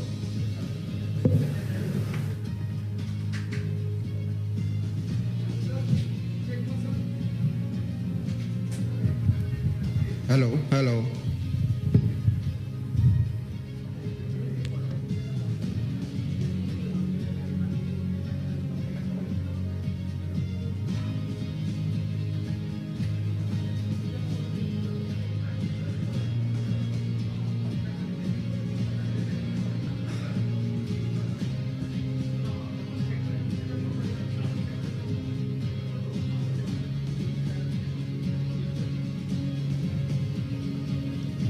Hello, hello, hello.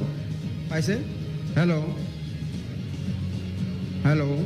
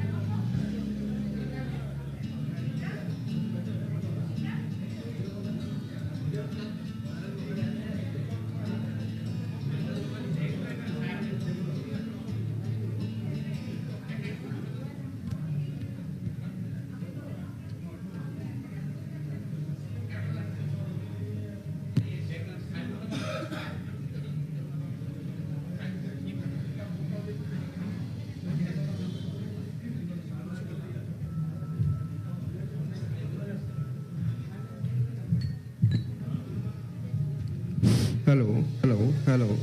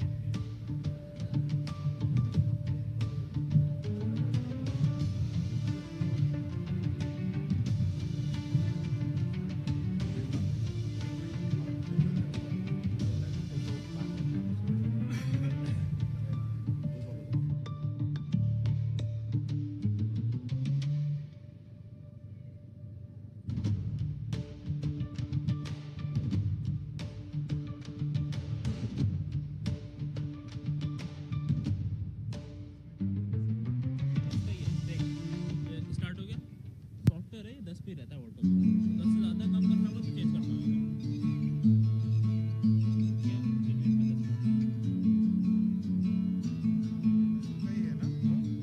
Play किया चल रहा है अभी ठीक है continue चलेगा खत्म होने वाला है पॉज होने वाला है पॉज कर दिया रीड करेगा 10 का Request our officers to please bring in the honorable ministers and please make way for them.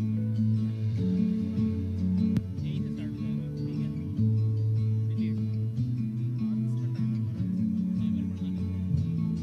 Timer बढ़ाना 90 तक लास्ट जाएगा 90 तक नहीं जाएगा 99 रख दिया तेरे लैपटॉप में कभी जरूरत पड़ेगी यूज करता रहेगा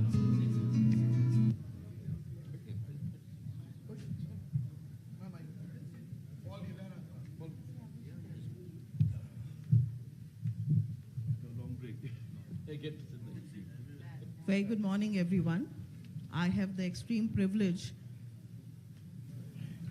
to once again very warmly welcome our Honorable Dais. We have the Honorable Minister of Tourism and Culture, Government of India, Shri Gajendra Singh Shekhawat ji. We have the Honorable Chief Minister of Assam. We have the Honorable Chief Minister of Arunachal Pradesh and all the Honorable Tourism Ministers of all the 8 Ashtalakshmi states with us on the dais. This is our very important event, so I also would like to welcome all our persons from the media, the linear, television, electronic, social media, all our influencers, bloggers, travel content creators who are with us. I would, after having welcomed everybody, would also like to request our Honorable Minister for Tourism and Culture to make a brief statement, followed by a similar statement by the Chief Ministers of Assam and Arunachal Pradesh, and then we will open the press brief to questions from our press, both from Government of India and also from the state of Assam and the Northeast who are present. And if there are any international influencers who have joined us, we are also this free is to our ask very any important question that event, you so I want. also would May I like to request welcome Honorable all Minister, please, sir? our Thank you very much. persons from the media, the linear, The principal host television, for the electronic, social media, 12th all our edition of influencers, International bloggers, Tourism travel Month. content creators who are with us. Being organized here in I the would, beautiful state after of having Assam, welcomed everybody, would also like to request amidst our the Honorable forest Minister for of the Tourism and National Park Culture and the to home make a of brief statement, followed by single a on similar statement by rhinos the chief ministers here in of Kaziranga. Assam and Arunachal Pradesh, My and dear then we friend, will open Himanta Biswa Sharma the ji. press brief to questions from our press, Honorable Minister both of from Tourism in Government of Assam, India and also from the state of Assam Shri and the Jayanta Northeast who are Malla present. Barua ji. And if there are any international influencers who have joined Other us, you are colleague also free ministers to from ask any questions that the you want. Ashtalakshmi May I states request the of Honorable Minister, please, sir. Northeastern India. Thank you very much. The principal host Present for here, the 12th edition of influencers International Tourism and the Mart bloggers and travel trade partners being organized here in the from all beautiful across the state of Assam, world and dear amidst the friends from forest of the national At the park and the outset, I would home like to of congratulate the single on rhinos and thank here in Kaziranga. from core of my heart My dear friend to dear Himanta friend Biswa Chief Sharma Minister ji of Assam, Himanta Biswa Sharma ji, Honorable Minister of Tourism in Assam for for hosting this event here Shri Jayanta Malla Barua ji, in this beautiful other colleague ministers from picturesque valley the of Ashtalakshmi Kaziranga, states of northeastern where India, you people must have experienced not only present the here the influencers, jungles of Kaziranga and the rhinos, bloggers, the elephants, the and travel tigers, trade partners, but also you are going to witness the world the and beauty dear friends from the media.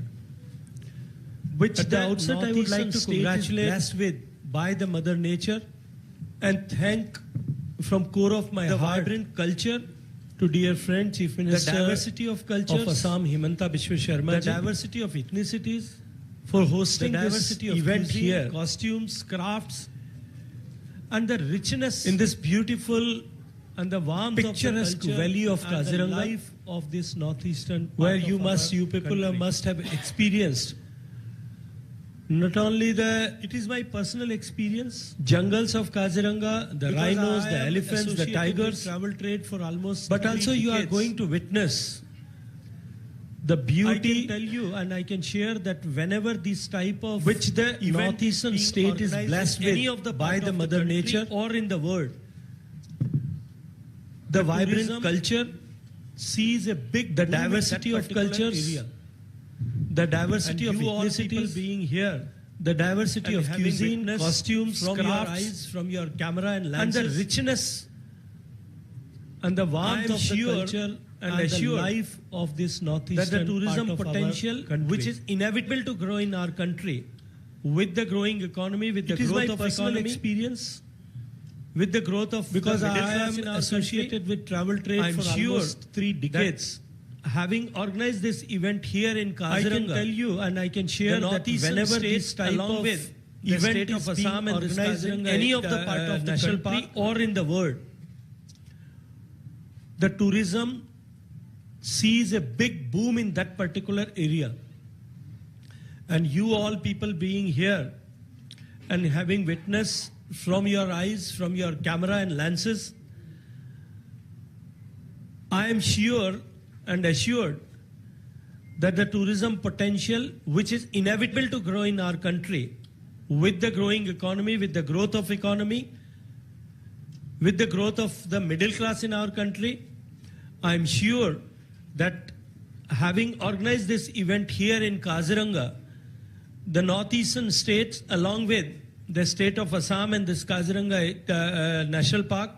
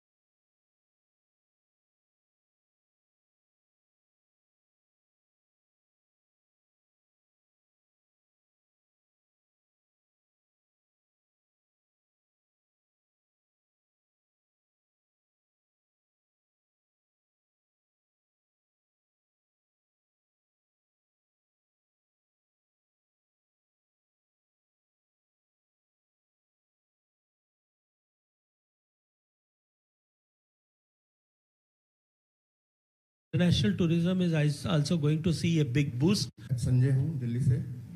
Sir पिछले 12 साल से government of India का focus north east पर है और लगातार 12 mart हो गए हैं और आप कह रहे हैं कि बड़ा भी है। स्टिल अभी आप क्या चैलेंजेस पर्यटन के क्षेत्र में, टूरिज्म के क्षेत्र में देख रहे हैं? देखिए, एक जो बड़ा चैलेंजेस है, it is all about infrastructure, because हमारे एयरपोर्ट्स है, लेकिन as you know that the frequency of flights is still very less. इसमें ध्यान देने का ज़रूरत है। और नॉर्थ ईस्टर्न रीजन में कोई सारे, जैसे आपको तवांग जाना है, रास्ता बन रहा है, वो जो एक आई थिंक अनदर 4-5 years का जो ऑनगोइंग रोड्स का जो कंप्लीशन का काम है, ये भी हमें हो जाएगा तो हमें बड़ा बूस्ट मिलेगा। बट एक बड़ा बात है, जैसे Assam, we are not witnessing any violent, any militant activity for last 5 years। अभी भी आप कोई सारे देश का टूरिस्ट के लिए जो एडवाइजरी होते हैं, somehow they put many northeastern state under restricted category, not by government of India, but by the country themselves. So we are in constant touch with the embassy minister, external affairs minister, Sri Jaishankar ji is also helping us. Since the perception is very, very important. अगर आप आज असम में, if you go by statistics, हम peaceful state है, militancy भी नहीं है, साथ में जो ऐसे लॉ एंड ऑर्डर इश्यूज होता है वो भी नहीं है। बट फिर अभी आप अमेरिका, जापान, हर स्टेट का अगर ट्रेवल एडवाइजरी देखेगा, कहीं ना कहीं क्वेश्चन में कुछ ना कुछ लगाए हुआ है। So I think management of perception, ये हमारे लिए एक बहुत बड़ा मुद्दा है। भारत सरकार भी मदद कर रहा है, लेकिन एक फॉरेन टूरिस्ट लाने के लिए जो एम्बेसी से, जैसे if you look at Rajasthan there is no restriction, if you look at Karnataka no restriction, but जब भी असम का बाद आ जाएगा, there will be yellow colour, red colour, blue colours, lot of things are there. हमें कोई बार बात भी करता हूँ, वो लोग बोलते हैं कि नहीं, थोड़ा हमें समय लगता है to come out of the earlier perception. ये थोड़ा लंबा खेल है। It can be achieve like एक रास्ता आप 2 साल में बना सकते हैं, लेकिन परसेप्शन सेंस करने में थोड़ा समय लगता है। I think we are through the transition phase. अभी we keep on inviting ambassadors of various countries. They come as a group. We invited them to stay, invited them to visit Kaziranga, Manas, so that once they go back, they can be our ambassador. So ये प्रयास चल रहा है, भारत सरकार भी हमें काफी मदद कर रहा है, but I think we are still on that process of transition. शायद हमें और थोड़ा वक्त लगेगा लोगों का परसेप्शन सेंस करने में। And adding upon what exactly Hemanta ji has said, that was another reason to organize this 12th edition of ITEM here. And I have a strong belief the people who has come here from all across the sectors and the parts, having present here and having witnessed the entire geographical beauty of this area, having feel the peace and the development oriented mindset and works going on here in this part of country, I wish and I expect from all the bloggers, all the celebrities, all the writers, all the influencers who has come here, and the stakeholders of travel trade which has come here, and all the press and media partners who has come here to showcase this event, to cover this event. I request from all of you to write down on your or depict on your platforms, on whatever platforms you are active on, what you have experienced here. And if you will write it on that, then it is going to pave the path for change of perception which is there, which is mentioned by Honorable Chief Minister of Assam.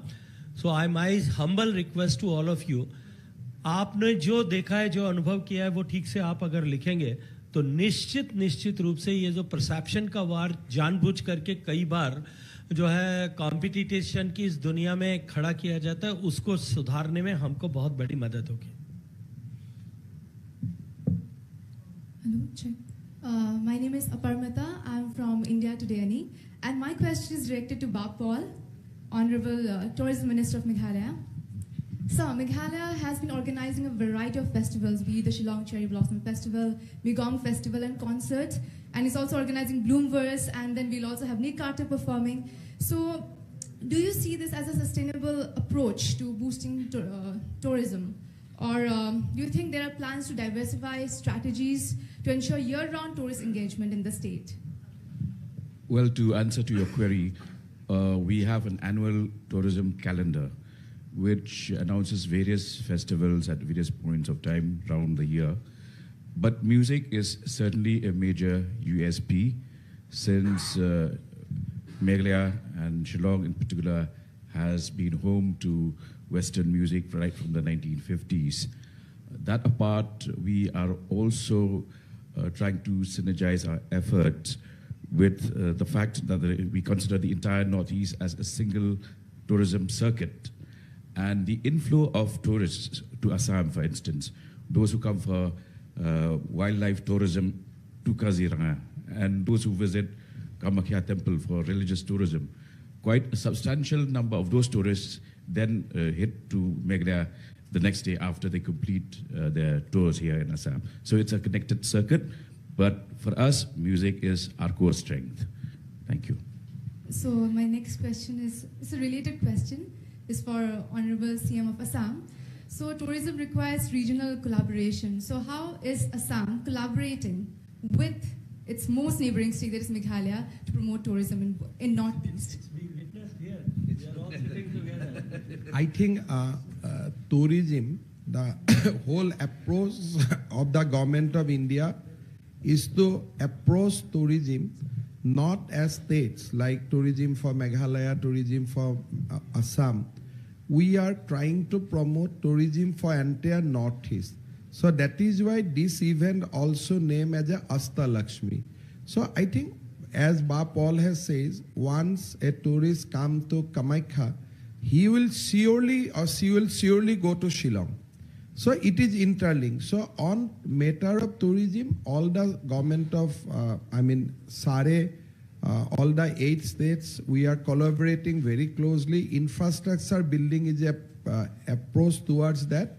And I think all the Northeastern state and government of India's policy is the same, that let us not promote tourism for Assam, Meghalaya, let us promote it for entire Northeastern state so that we can share our prosperity. So that's the whole idea. Hello, sir. Hemant Rana calling from the ANI. This my question to the Chief Minister of Assam, sir. What do you want to say about this tourism potential across the northeastern region and the development done by the current government in the last 10 years compared to the previous government also? And you have also talked about this, the setting up of one heritage museum in Assam. You see, if I go by the timeline, prior to 2014, there are the northeastern region was unstable, politically unstable, and also it was tense because of various agitations and also for various militant movement. But since 2014, number of peace accord has been signed, militants has laid down their arms, and obviously peace is the primary condition for the development of tourism. If there is no peace, you can't think of tourism. Because of the huge initiative of Prime Minister Modi ji and the Home Minister Amit Shah ji, today Northeastern state is, barring a few incidents, most of the Northeastern state is free from any incident, any law and order issues, and all those peace agreement which is signed is paying rich dividend. So post 2014, we are witnessing a different kind of momentum, right from infrastructure building, restoration of peace, and bringing a new sense of closeness among the northeastern state. So perception and reality post 2014 is it's remarkable, reflection of remarkable change, and we are witnessing rich dividend out of that. As I have said, that post-COVID, we witnessed 10 million tourist inflow to state of Assam. I think all my northeastern state has their own data. Last year, we have witnessed 7 million tourists. So this data itself reflects that what kind of Northeast is now there post 2014. So it was a different episode prior to 2014, and post 2014 is completely a different game. It's a completely a game-changing situation. Coming to a museum, because you see that northeastern region, if you go to Arunachal, we have 38 tribes. Assam is, we have so many languages, so many ethnic groups, so many foods. Meghalaya, they have, within India is a diverse state, various diversities there, but within Northeast, diversity is more prominent. If you go to any state, you will see lot of tribes, lot of new food, heritage. Handlooms are different. Even if you now today, as of now, you are in Kaziranga. Once you go 100 kilometers out of this range, you will see a complete different blend. Food is different, fabric is different, dance form is different. So you need to showcase something centrally somewhere.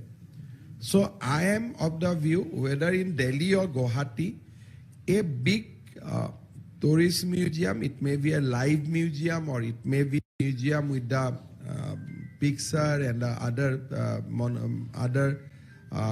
theme, but a central museum will help definitely a tourist to know more about Northeast, and then they can decide in which journey, which places they have to go. I think that's the idea we can develop. We have some conception, concept note I'll share with Shekhawat-ji so that it can be implemented. It can be implemented in Delhi. It can be implemented in Guwahati. So I'm Divya from Indian Express, Delhi.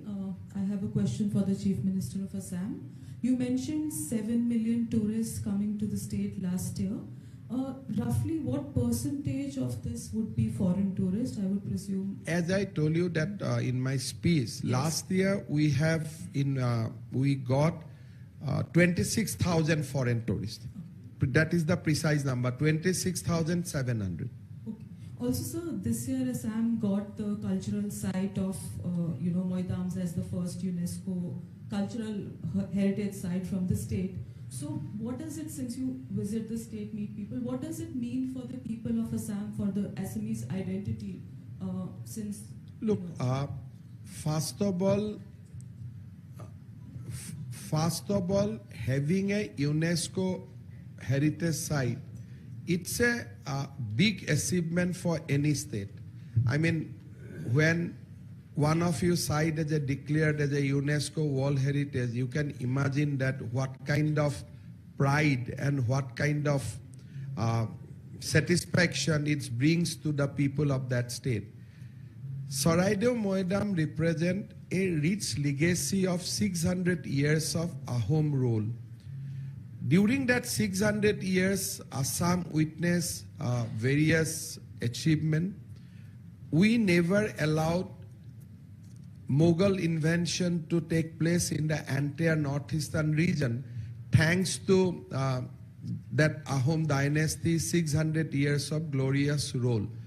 We have a very rich history of that time, and Saraidev Moidam represents the journey of that 600 years. Once you go there, you can see that in one place you can see the glory, the rise of Assamese civilization in one place. So that Moidam represents 600 years of our history. So it's a very, very big achievement. And I'll just tell you, every year, every state governments file dossier. It is easy to get it from UNESCO, but it is very difficult to get it recommended from India, because India can recommend only one dossier out of whole lot of dossier. So this dossier was pending since 2014. I think 2014, yes, 2014 this was pending. So last time when I met Honorable Prime Minister, he quickly decided that this is time for the Moidam, and he sent Moidam dossier as a single recommendation from the Government of India. So that shows the kind of interest, kind of passion, kind of love and kind of respect Prime Minister have for Assam and its legacy. So it's a huge achievement, and I am deeply, deeply grateful to the Government of India for that. See, Madam, just to complete. If any place, any monument, any cultural asset or heritage asset, it is being declared as a World Heritage Site, automatically it comes on the global map. And the people who has a keen interest in to know the history, to understand the historical event and the development on those eras, to understand the life and the lifestyle of those eras, to the researchers, to the photographers, it opens a new window of opportunity. And that window of opportunity which is being opened for that particular location, geographical location, or for that particular asset, it leads to transform the tourism potential of that particular area. So if you see worldwide, whatever the assets which are being declared as the global World Heritage Site or enlisted in the World Heritage Sites, the tourism potential automatically has grown up. Before the Moidams, they were recognized by the World Heritage Committee as a World Heritage Site, or rather I should say it was the dossier was submitted to declare these sites. I think we the Indians were not even aware about these Moidams. Now since it has come into the World Heritage list and the picture, so many of us now have the interest has been developed and people are keen to visit these areas. So this is how whenever a property it is being declared or enlisted in the World Heritage Sites, automatically it generates the tourism potential, and I wish and I feel and I strongly believe that this is going to pave path for another development of to bring the tourism of northeastern states, especially Assam, to next level. Once the people will come with the interest to visit Moidams, then they'll have to go to Kamakhya also. They will try to visit Kaziranga. They will try to visit Meghalaya also. They will try to visit Shillong also. So that is how it is going to, organically it is going to grow the potential of tourism in northeastern states. So, is there a minister from Arunachal? I wanted to ask something. The Chief Minister of Arunachal, he has to left because he was here. He has to left because उनका जहाज उड़ना था. But Arunachal ने tourism पे बहुत सारा काम किया है. वहाँ जिस तरह से जो है tourism potential को grow करने के लिए infrastructure बढ़ने के बाद में काम हुआ है. और जिस तरह से उन्होंने जो है मेचुका को एक नए tourist development and adventure tourism development tourist development के लिए काम किया है.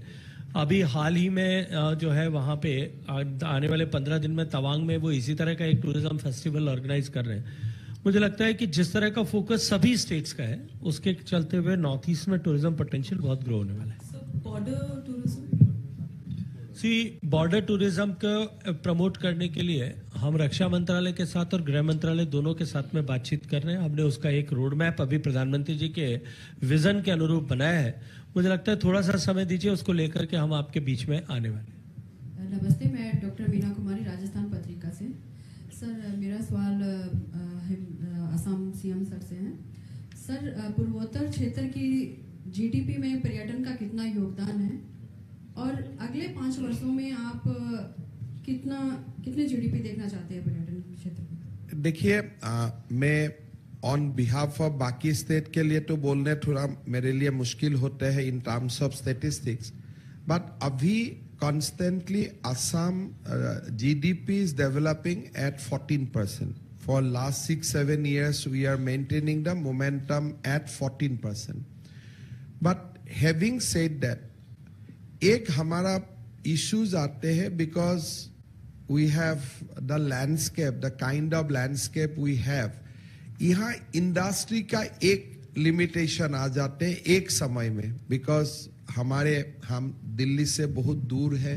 यहाँ में कोई इंडस्ट्री लगाने चाहेगा तो रॉ मटेरियल भी बाहर से आना पड़ेगा, देन फिनिश गुड भी आप उधर ही लेके जाना पड़ेगा. So the cost of transportation is very very high. प्रधानमंत्री जी खोलना चाहते हैं toward south east Asia, Myanmar, आगे जाके बियॉन्ड हमारे जो बांग्लादेश, म्यांमार, ये सारे में. These, although plans are there, trans-Asian highways, railways are going on, but because of the political instability you see occasionally in our neighboring countries, ये जो plan है प्रधानमंत्री जी का बहुत ज्यादा अपना मन में उनका इच्छा होने का बाद भी एक कहीं ना कहीं हम इसको लॉजिकल कंक्लूजन तक अभी तक लेके नहीं जा पा रहा हूं. जैसे बांग्लादेश से हमारा बहुत अच्छा बन गए थे, लेकिन थोड़े से सेटबैक हो गया. म्यांमार में हम लोग बहुत अच्छा करना शुरू किया था, थोड़ा सेटबैक हो गया. ये थोड़ा इश्यूज है. Coming days tourism is one sector, ये हमारा हाथ में है. अगर हम पीस एंश्योर करते रहता हूं with the kind of infrastructure, अभी शेखावत जी ने हमें, मैं भाषण में बोला, हमारा हर प्रदेश को 2-2 आइकॉनिक प्रोजेक्ट्स दिए हैं. तो जैसे हम इंफ्रास्ट्रक्चर डेवलप कर पाऊंगा, हम tourism can be a new area for GDP. Abhi we are dependent on service sector, agriculture and industry. But tourism can be the fourth element. और असम में हमें, we see in the next 10 years, tourism को हम काफी ऊपर ला सकूंगा immediately after that 3 sectors, service sector, industry and agriculture. So मैं उनको बहुत ज्यादा potential देखता हूँ आगे वाला समय में. सर, अभी हम जहाँ बैठे हैं काजीरंगा में, तो इसी के संदर्भ में पूछे तो कि वन्य जीवों के संरक्षण और संवर्धन के लिए राज्य सरकार की क्या-क्या योजनाएं चल रही हैं? देखिए, अगर मैं बोलो कि असम का लास्ट 10 इयर्स में आप एक बड़ा अचीवमेंट बताइए. हमने जो राइनो का जो हॉर्न का तस्करी था, उसको हमने ऑलमोस्ट इसको खत्म कर दिए. प्रायर टू 2014, एक साल में we have seen 70, I think highest was 48 or 50 इसके राइनोस का किलिंग्स हुए, तस्करी हुए. ये नॉन फिगर है और कोई ज्यादा फिगर सामने भी नहीं आते हैं. तो उसको हमने 0 तक ले आया.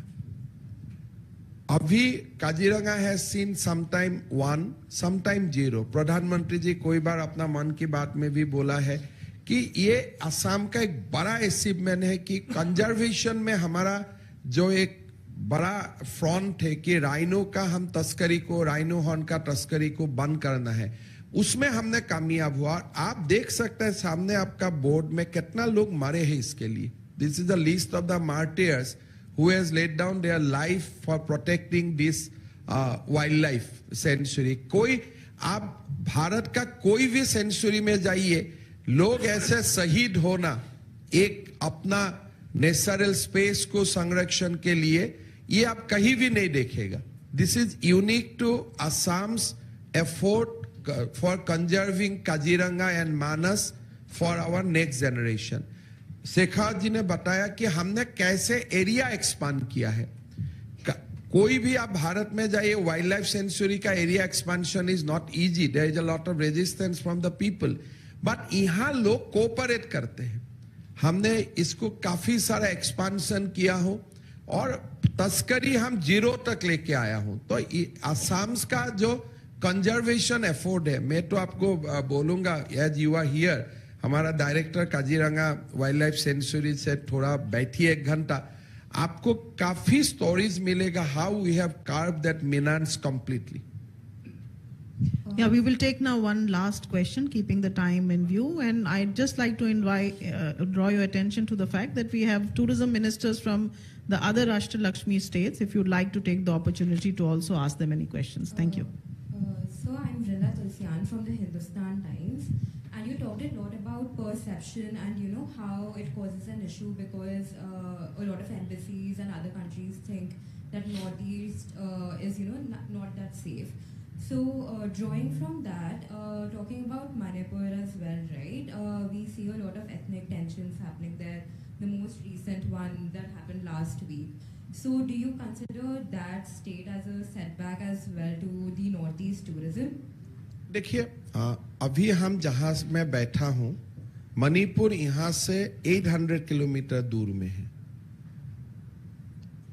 आप अगर जहां मणिपुर का वायलेंस अगर आप यहां से गाड़ी से जाना चाहेगा तो 2 दिन लगेगा आपको। Now is a event in Rajasthan is a setback for Haryana. So थोड़ा सा मीडिया हमारे साथ इनजस्टिस कर देते हैं उसमें। जैसे कर्नाटक में इवेंट होने से no journalist will put the question in Andhra Pradesh कि कर्नाटक में यह हो रहा है, is it a setback for Andhra Pradesh. So north east का ज्योग्राफी समझना बहुत इंपॉर्टेंट है। We are culturally one but we are different state. जब आप मणिपुर का इंसिडेंट का साथ असम का काजीरंगा का टूरिस्ट को इंटरलिंक करने का कोशिश करता है, उसी से नॉर्थ ईस्ट का लोगों का फ्रस्ट्रेशन आ जाते हैं। अभी मेघालय का साथ अभी if Assam Dibrugarh witness some kind of incident और इसको आप मेघालय का साथ लिंक करना चाहेगा तो मेघालय का लोगों का फ्रस्ट्रेशन हो जाते हैं। भाई हमें जीवन में डिब्रूगढ़ नहीं देखा हूं तो हमारा जीवन का साथ डिब्रूगढ़ का क्या संबंध है। असम का कोई सारे लोग है जीवन में मणिपुर गया ही नहीं है। तो अभी मणिपुर का हैपनिंग का साथ if you link with Kaziranga and Manas it is injustice to us. काल अगर सिक्किम में कुछ हुए हैं जैसे असम में कुछ हुए हैं और उसके लिए आप अष्टलक्ष्मी का नाम दे के नॉर्थ ईस्ट का नाम देते, आप सिक्किम को भी खराब कर देते हैं टूरिज्म इनफ्लो, ये तो ठीक नहीं है। सो इसीलिए my request to the media in Delhi कि भाई इंसिडेंट मणिपुर में हुए हैं। सो यू से दैट हमारे नॉर्थ ईस्ट में 8 स्टेट है, एक स्टेट में कुछ एथनिक वायलेंसेस है, बट 7 स्टेट का टूरिज्म में उनमें कोई इंपैक्ट होता ही नहीं है, होना नहीं चाहिए। बट जब दिल्ली का मीडिया ये परसेप्शन बना देते हैं कि entire north east is under disturb, तब हमारे प्रॉब्लम होते हैं। तो इसीलिए एज आई से in very fast question, managing perception is a big thing. तो अभी मैं तो इतना ही बताऊंगा, हमारा डाइस में कोई लोग बैठा है, मेरे सिवा शायद बहुत लोग मणिपुर गया ही नहीं आज तक। सो इसीलिए तो ये कंप्लीट डिफरेंट स्टेट है। We are emotionally one, geographically one, but distance between 2 states बहुत बड़ा होते हैं। और प्रोबेबली मेरा मणिपुर का नीचे ही सिलचर है, सिलचर का लोग भी मणिपुर नहीं गए हैं आज तक कभी, इतना बाउंड्रीज में है। तो इसीलिए टूरिज्म ये जो मैं शुरुआत में ही बोला, the main problem or one of the key problem is the managing perception about Northeast, knowing geography of Northeast, कितना हम लोग इंटरलिंक है, कितना इंटरलिंक नहीं है, ये सब जानना हमारे लिए अब जरूरी है। यूरोप के बहुत सारे देशों के बीच में और शहरों के बीच में जितना डिस्टेंसेस है, उससे ज्यादा डिस्टेंसेस, बहुत ज्यादा डिस्टेंसेस जो है हमारे नॉर्थ ईस्ट स्टेट्स के एक शहर और दूसरे शहर के बीच में। अब आप अरुणाचल से अगर मणिपुर जाएंगे तो आपको बहुत सारे शहरों से शायद 3-4 दिन अगर सड़क से जाएंगे तो भी नहीं पहुंच सकेंगे, वेरएज यूरोप में एक शहर से दूसरे शहर जाने में कुछ घंटों से ज़्यादा समय नहीं लगता है। इसलिए इसको हम ये आप सब लोगों को यहाँ बुलाने के पीछे एक प्रयोजन ये भी है कि ये जो फॉल्स नैरेटिव एंड जो है बनाए जाते हैं, फॉल्स परसेप्शन खड़ा किया जाता है, इस परसेप्शन को हम तोड़ सकें। आप अपने पूरे इस प्रवास के दौरान घूम करके देखिए, कहीं उसका इंपैक्ट आपको नजर आता है क्या? अगर नजर नहीं आता है तो मेरा आपसे अनुरोध है कि इसको आपको स्ट्रांगली अपनी कलम से लिखना चाहिए, अपने कैमरे के लेंस से दिखाना चाहिए। अगर आप लिखेंगे और दिखाएंगे तो आप इस बदलते हुए समय में, जब इंडिया का ट्रांसफॉर्मेशन चल रहा है, ट्रांसफॉर्मेशन के समय में it is duty of every citizen of India उसकी हर एक की जब जिम्मेदारी है तब आपकी भी ये जिम्मेदारी है कि आप सत्य को लोगों के बीच में लाएं ताकि ये झूठे नैरेटिव गढ़ने वाले लोग जो सप्रयास से आशय विद ए बैड इंटेंट जो है इस तरह के नैरेटिव्स गढ़ते हैं उन सब लोगों को सही ठीक से जवाब दिया जा सके.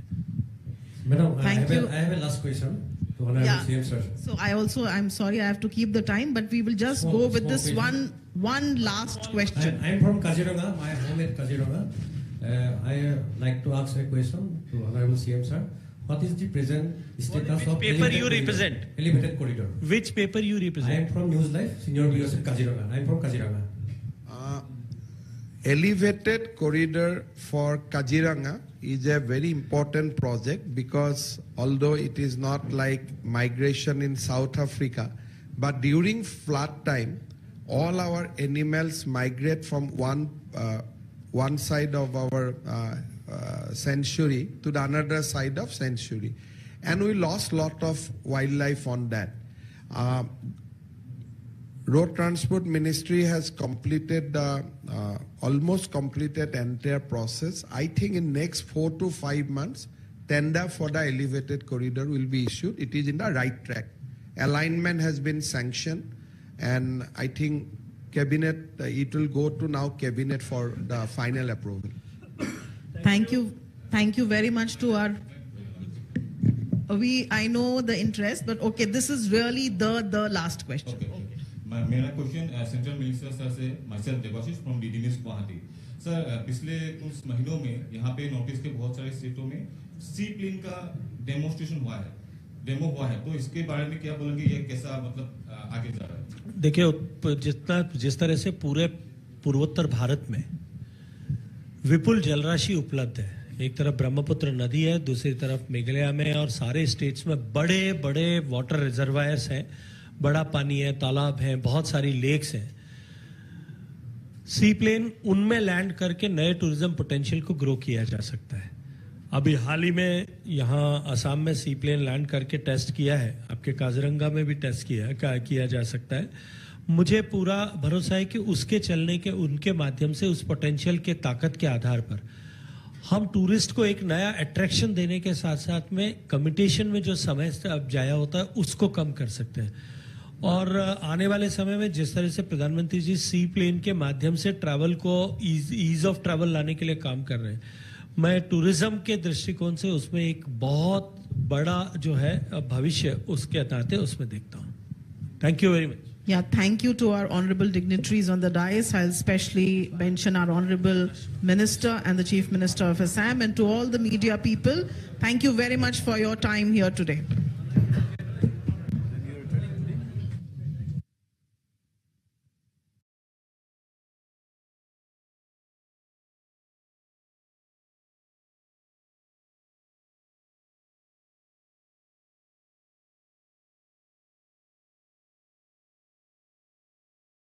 Expand this airport. Some of our key initiatives, we understand that tourism has to be inclusive. It has to spread across the state. We want to take it to other circuits. We have a wonderful homestay scheme. Almost 650 sanctions, and 71 of these homestays are already operational. You see that beautiful homestay in Sora that has been made by the community. We have a beautiful prime tourism vehicle scheme where we give 50% subsidy on the cost of the vehicle. Increase the number of vehicles so that tourists can travel comfortably. We have the Meghalaya Grassroots Music Project, a beautiful project to really take music to the grassroots and create this product where tourists who come to enjoy music can enjoy music all around the year in cafes, in busking zones, in public places. So this project employs nearly 3,000 artists.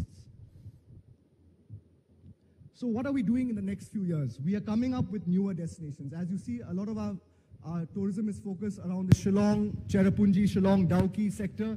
We are taking tourism westwards also towards the west of the state, towards Garo Hills, that is towards, Rongram, Babadam area, the Nokrek Tura area, South Garo Hills, which is beautiful for its wildlife sanctuary, beautiful for Wadi Chora, which is a natural gorge.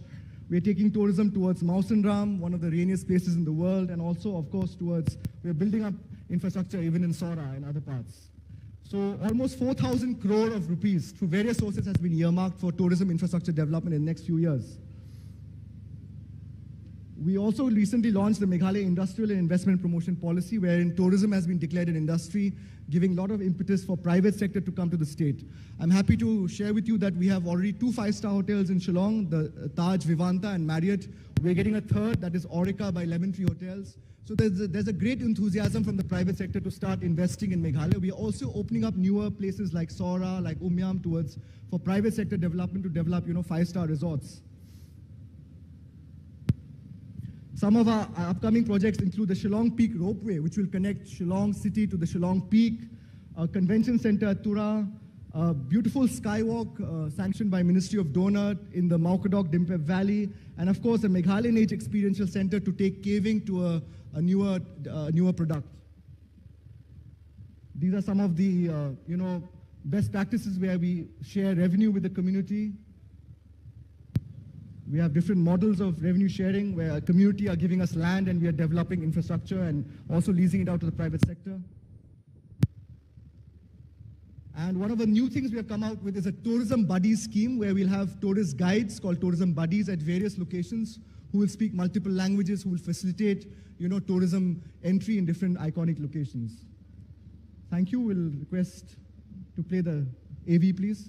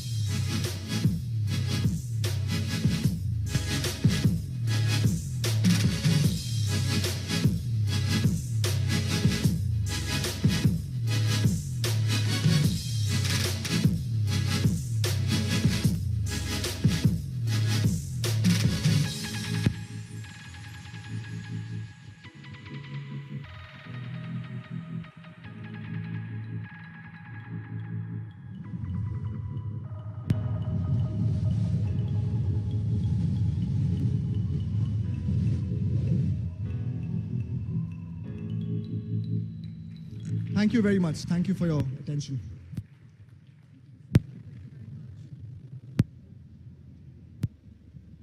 Ladies and gentlemen,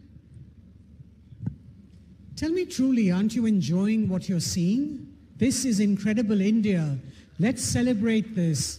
Let's put our hands together to preserve, to conserve, and also to invite more people to come and see slices of paradise that we have. We're now moving on to the state of Mizoram, and I request the Secretary Tourism, Dr. Lal Rosama, to please come up and make his presentation.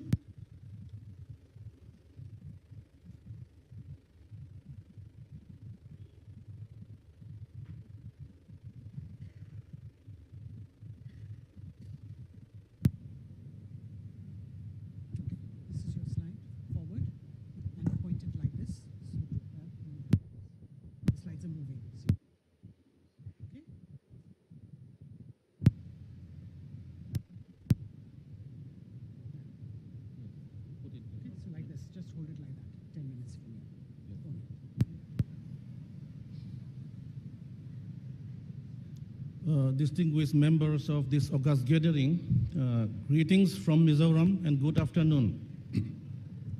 First, I would like to thank the Ministry of Tourism for giving us this opportunity, and also the government of Assam for hosting this event. Before I go through with the presentation, you know, northeastern states are at the foothill of the Himalaya, and we have so many features in common. Now, before I go in detail with the presentation, I would like to highlight the unique features that the state of Mizoram enjoys. First, about the people, in Mizoram, the population comprises of the major Mizo people who speaks Mizo as the first language, and English is the second language. There is no, I would say, there is no discrimination between males and females, and we can say that females take parts more in the day-to-day activities. When you come up to Mizoram, you can see lots of females who are attending the market, who are attending as a vendors, shopkeepers, and also in the office and in other community services also. Females take major parts, and there is no dowry system in Mizoram. In fact, the community participations as a whole is very, very high in the state, and the government support is also contributed very much by the community services. There it is highlighted that the literacy percentage of the state is the second highest in the country, so that helps in the hospitality services in tourism also. And one unique feature which the state enjoys is that among all the states in the country, in Mizoram, the highest concentration in percentage of tribal people could be seen in the state of Mizoram. And because of that, the tribal culture, the tribal traditions and their way of life could best be seen, I would say, in the state of Mizoram because of its high concentrations of the total tribal population. In fact, 94.4% is the percentage of the tribal population in Mizoram. Even the vloggers, when they visited Mizoram, their comments is about the discipline which they have seen in Mizoram. The discipline in the community could be best displayed in the traffic obedience. And Aizawl city, the capital of Mizoram, is considered as the no honking city in the country. And I would say that according to the Management Development Institute of Gurugram, the Mizo people are considered as the happiest people in 2020 and 2023. And about the land, now many of the countries, many of the cities in the country are reeling under this pollution. Aizawl city, the capital of Mizoram, is the cleanest according to the Pollution Control Board, Central Pollution Control Board, the AQI with AQI of 26. Among all the cities in the country, Aizawl is considered as the cleanest city. That is the kind of feature which the city enjoys. Now, coming to the presentation,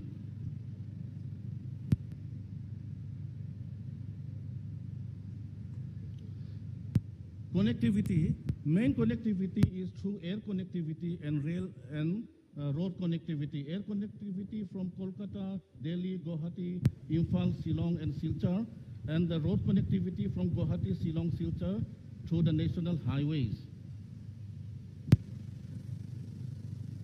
Major festivals of the state is Chapchar Kut, Tordem Muifang Winter Festival, Nasin Kut, Lozo Kut, and Leitlang Kui Music Festival.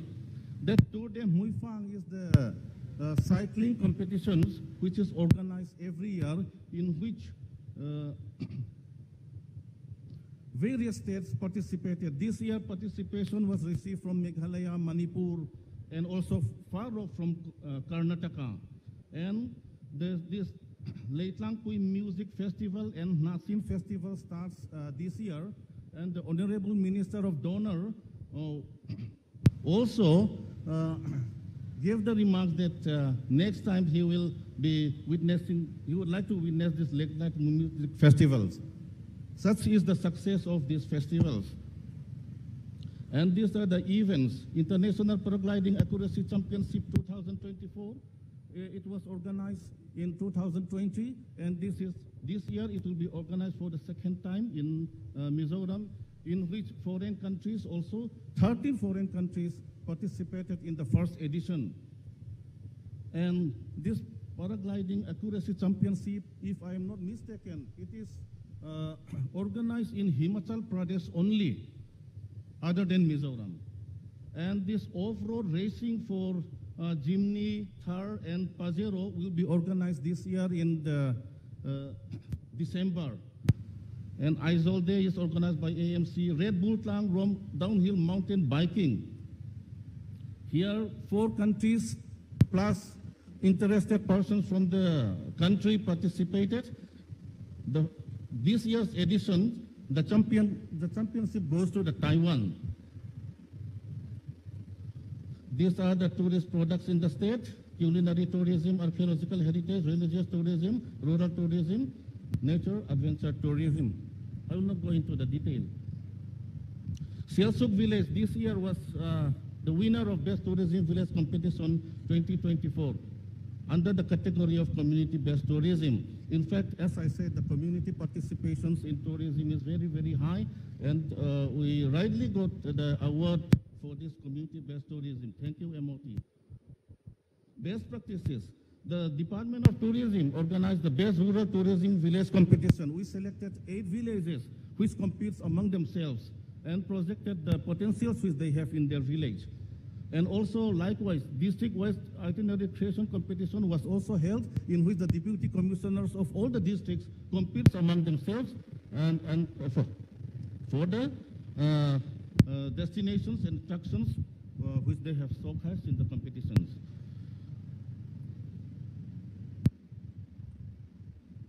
This is shops without shopkeepers. In Mizoram, if you travel along all the rural areas, you will witness this kind of shops in which no shopkeepers were there.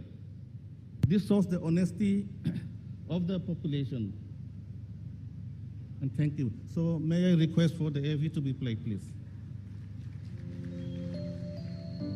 Mizoram is an exotic state, nestled in the land of mighty Himalayas, surrounded by looming mountains, lakes, and mysterious waterfalls.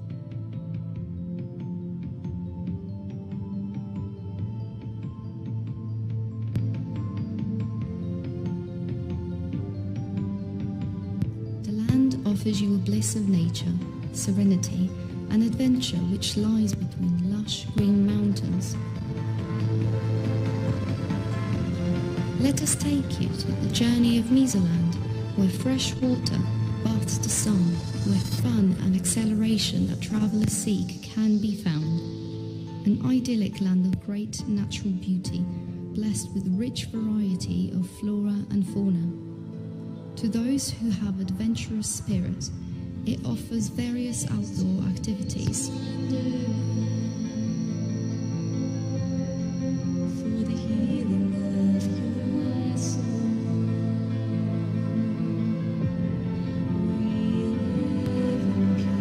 A gateway to paradise, exploring the unexplored nature, vibrant culture, and so much more.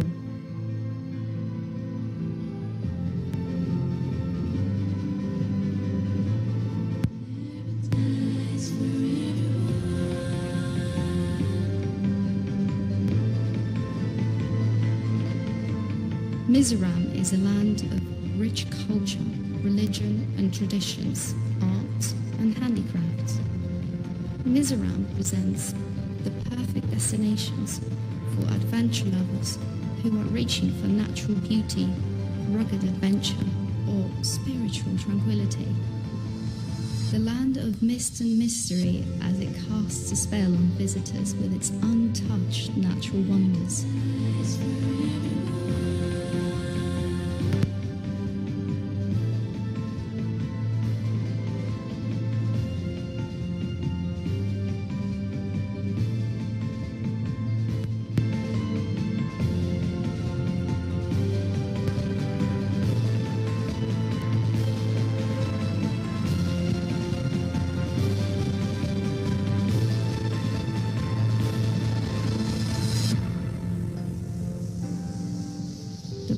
Where river floats gently into the next. Known for its civic sense, every sight and place in this small, beautiful hill station will make you lost for words. As the saying goes, wherever you go, go with all your heart. Welcome to Mizoram, the land of blue mountains, the happiest state in India. That ends with the presentation. Thank you, MOT. Thank you all.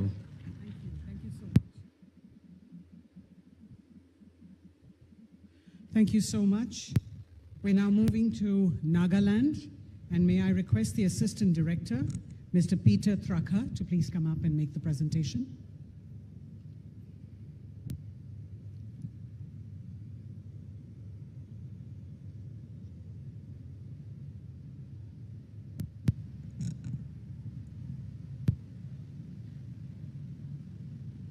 This is the slide that you will press, and you will point it this way. Yeah? Thank you. And I'll start your timer.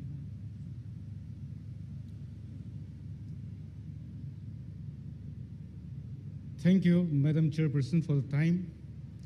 Respected dignitaries, officers, ladies and gentlemen, I take this opportunity to share few destinations, heritages, and attractions of Nagaland.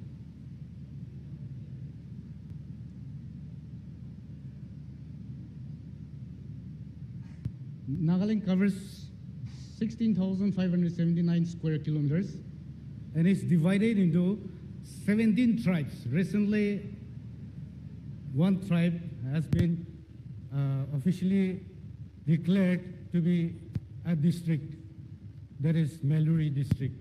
So we have now 17 districts in the state of Nagaland, home to 17 major tribes, and features lush forests, rolling stones, and swift rivers.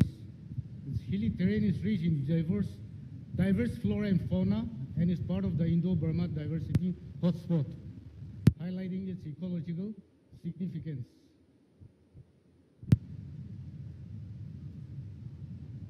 Medieval ruins of the Kachari Kingdom.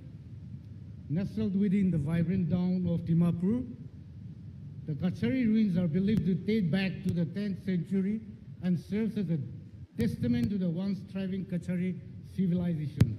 This site features a series of mushroom domed pillars showcasing the unique architectural style of the ancient times.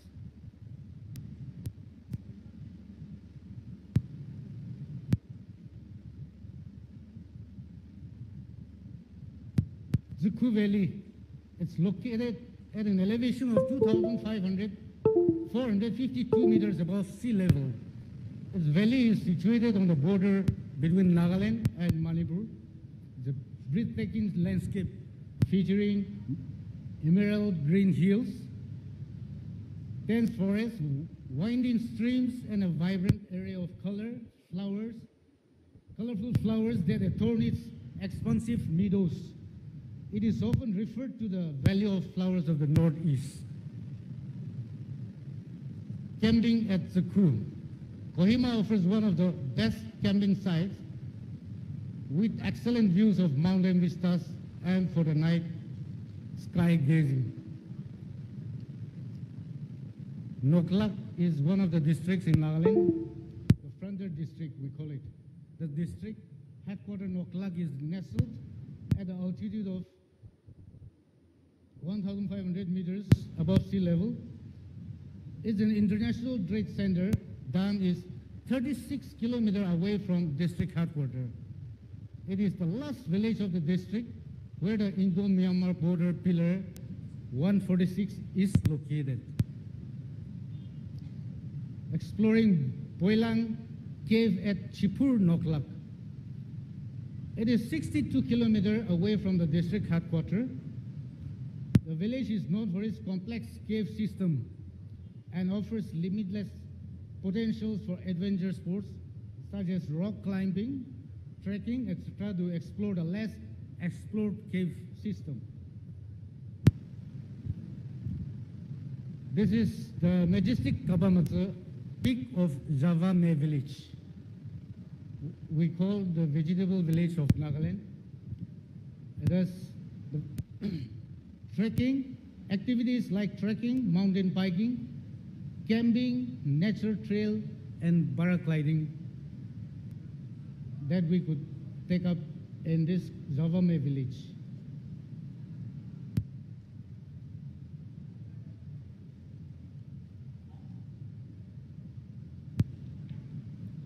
These are the cafeteria and facilities and homestays available at Kapamatsa. This is Mount Chafu. Chafu Peak is the second highest peak in Nagaland, reaching an elevation of 3,048 meters. It is rich in diverse flora and fauna, including the tallest rhododendron tree in the world, Guinness World Record, measuring at around 107 feet, which is also Nagaland's state flower.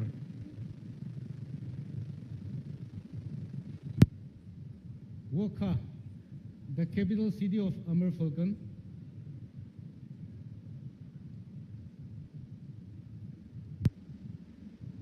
is an ideal destination for local arts, handicrafts, culture, cuisine, etc.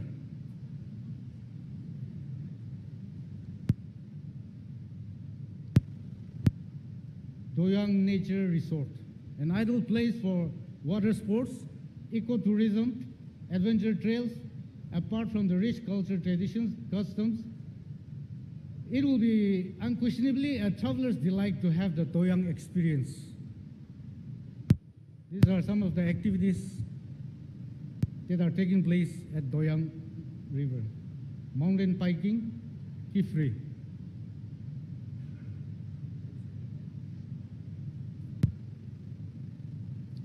This is one of the biggest natural lakes in the state of Nagaland, in the shape of a footprint.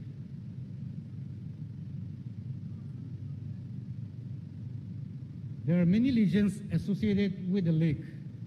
It is landlocked between pine trees. The area is also known for its fishing spots. The best season to fish is between June and September, being a haven for migratory birds like siberian crane. The lake is the best place for bird watching in the state. Hornbill Festival is a 10-day celebration of Nagaland, rich cultural heritage known as the Festival of Festivals. It allows visitors to experience the diverse traditions of the Naga people and other Northeast Indian states, promoting cultural exchange and appreciation.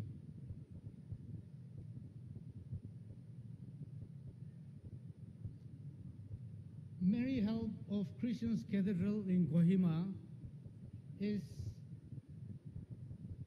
a captivating fusion of European and Naga architectural styles. It's a prominent landmark in the heart of Kohima, constructed during the British colonial period. Its intricate design and impressive grandeur reflect the rich history and cultural interplay that has defined the region. It is also one of the biggest cathedral in Asia. And this is the Sumi Baptist Church, Zunepoto, one of the largest churches in Asia. And it's situated at an elevation of 1,862 meters on a hilltop. The church not only is a place of worship, but also a cultural landmark, hosting significant events like the Tuluni Festival of the Sumis, which celebrates the harvest season and showcases traditional Sumi dances and rituals. This is the famous Kohima War Cemetery. And this is the Bedru village of the,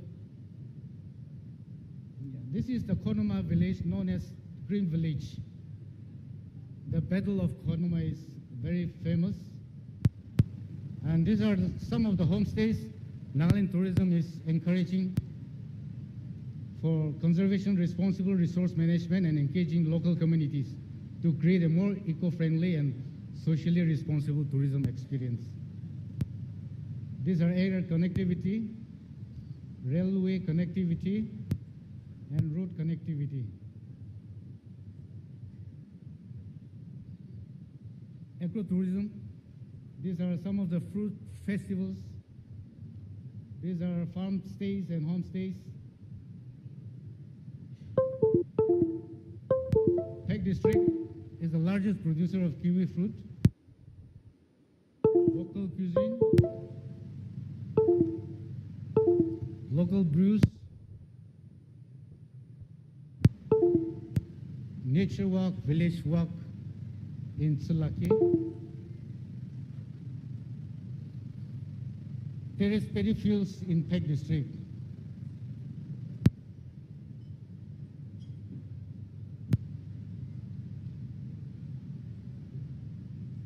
Best practices, visitors management, promoting lesser known attractions and improve infrastructure to accommodate tourists responsibly.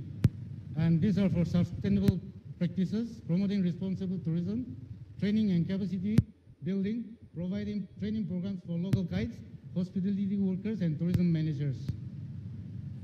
Thank you. Thank you so much. Thank you. Thank you very much. We're now going to move to the state of Sikkim, and I call the Assistant Director Tourism, Ms. Pempa Bhutia, to please come up. We're still running half an hour late, so lunch is going to be delayed, ladies and gentlemen. We have 2 states left for this session, and then we will be moving on to our panel discussion. Ms. Bhutia.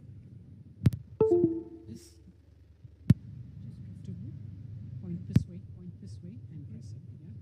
Okay, speak.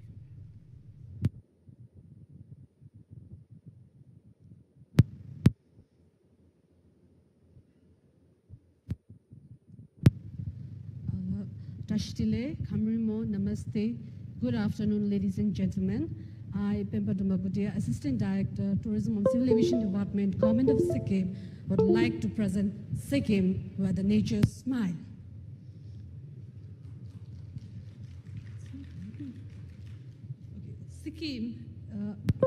Sikkim is bordered by the Nepal to the west, Bhutan to the east, Tibet to the north, and the Indian state of West Bengal to the south. It is an area of 7096 square kilometers, and Sikkim is India's second smallest state, known for the breathtaking landscape and rich biodiversity. It is a popular tourist destination because of its varied scenes, scenic beauties, peaceful surroundings, and unmatched hospitality, the locals. For entry formalities, for foreigners need to obtain inland permit, also known as restricted area permits, to visit Sikkim, which can be easily obtained from All India Mission Abroad, Sikkim Tourism Office based at New Delhi, Kolkata, Siliguri, Bagdogra Airport, Rampur, Malli, Ramandreshi, Pakyong airports for free of cost. Maximum permissible stay for foreigners initially is 30 days, which can be extended for another 30 days, total 60 days. Protected area permit, PAP, required for the trekking, visiting certain protected area of the state. Connectivity. Sikkim is accessible by the road via Siliguri in the West Bengal, about 114 kilometers from the Gangtok. From Siliguri, you can take a NH10 to Gangtok, or travel from Darjeeling or New Jalpaiguri. By air, Pakyong Airport is also located within Sikkim, about 35 kilometers from Gangtok. It handles the domestic flights, mainly from Kolkata and New Delhi, making it closest airport to the state capital. However, due to limited flight, Bagdogra Airport is often a more practical choice for the travelers. Besides this, Sikkim has a helicopter service from Gangtok to Bagdogra Airport, which is operated by Sikkim Tourism Development Corporation. Our future prospectus, a major project is underway to connect the state to the Indian Railway system. The ongoing Siliguri-Sivok-Rampur Rail Line project aims to connect Siliguri, West Bengal to Rampur in Sikkim, about 35 kilometers from Gangtok. Once it complete, it will be significantly enhance travel to Sikkim. Biodiversity. Sikkim is one of the rich biodiversity hotspots in the eastern Himalayas with an altitude ranging from 750 to the nearly 2,000 feet. It is endowed with a rich floral and faunal diversity. Over 4,000 species of flowering plants, includes 515 rare species of orchid, 60 species of primulas, 36 species of rhododendrons. Fauna includes the red panda, snow leopard, musk deer, and Himalayan black bear. Several wildlife sanctuaries and the national park is included in KNP. KNP, Kanchenjunga National Park, a UNESCO World Heritage Site. Experience the authentic Sikkimese culture and heritage. Pangla, so a Sikkim unique festival, is celebrate to honor the Mount Kanchenjunga, the third highest mountain in the world, considering the guardian deity of the Sikkim. It is observed annually on the 15th of the 7th month of the Tibetan lunar calendar, which is usually falls between the August and the September. The cultural rituals of these festivals highlights the performance of warrior dance called Pate Cham, where a masked dancer represents the deities, protectors, and celestial beings. The dance symbolizes the guardianships of Kanchenjunga devotees and making the offerings and conduct the prayers to express the gratitude to the mountain's deities for the protecting Sikkim and its people. This festival is celebrated in a grandeur at Pemayangsi Monastery, Peling, Suklakhang at Gangtok, Mani Chokarling Monastery in Dravangla. Other major festivals are Bumchu festivals and Tashiding, Tendung Loramfat, Indra Jatra, Mage Sakrati, Dasai, Losung, Kaye Dance, Sakewa. Adventure. Adventure is our passions for us. Adventure is more than a profession. It is the essence of who we are. We have diverse adventure spots like paragliding, trekking, expeditions, rock climbing, mountain biking. Sikkim, as our playground, we invite you all to explore the stunning adventures reasons. Moreover, we have our own institute, Indian Himalayan Center for Adventure and Ecotourism, where you can have a training or courses for the adventures and ecotourism. It has recently been recognized and certified by Indian Mountaineering Federation.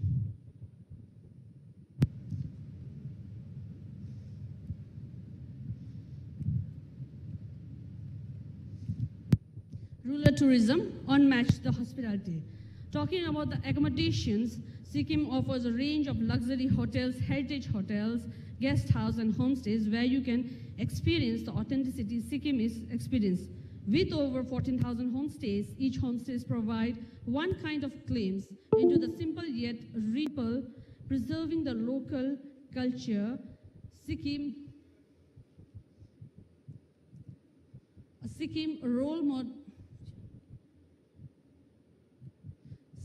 role model in sustainable development.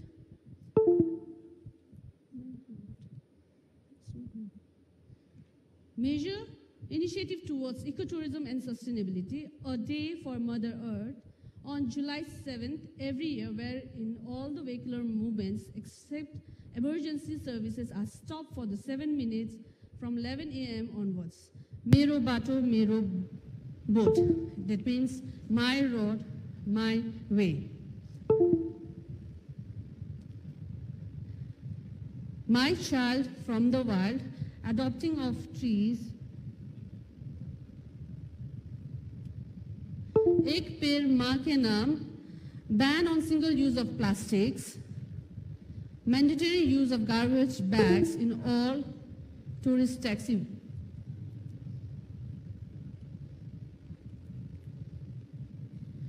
Government initiative towards sustainability. Mero Rukh Mero Santati, My Tree My Legacy. The state government, under the leadership of Honorable Chief Minister Sri P.S. Tamang, has launched an initiative under which 108 trees will be planted for every child born in the state. This initiative, named Mero Rukh Mero Santati, is aimed to strengthening the connections between the parents, children, and the nature by planting the tree, commemorate the childbirth. Code of conducts for the tourists visiting Sikkim, like don't make noise and play loud music, do not spit, it is distinct habit that spread the diseases, do not deface the monuments, trees, etc. with graphics, it is distasteful. So, recently, the Sikkim was selected in the National Geographic Coolest List 2024, the 30 most exciting destinations to visit in 2024 by National Geographic. Sikkim is the only place in India to feature in the prestigious list and one among the only 3 places shortlisted from Asia. These are the accommodations. Besides homestays, like we have a heritage hotel, luxury hotel, budget hotels, for the backpackers to have a 5-star deluxe luxury suites with a casino for those who wants to indulge. As you can see, the tourist footfall for the last 5 years, 2024, July we have received 860,000 trees,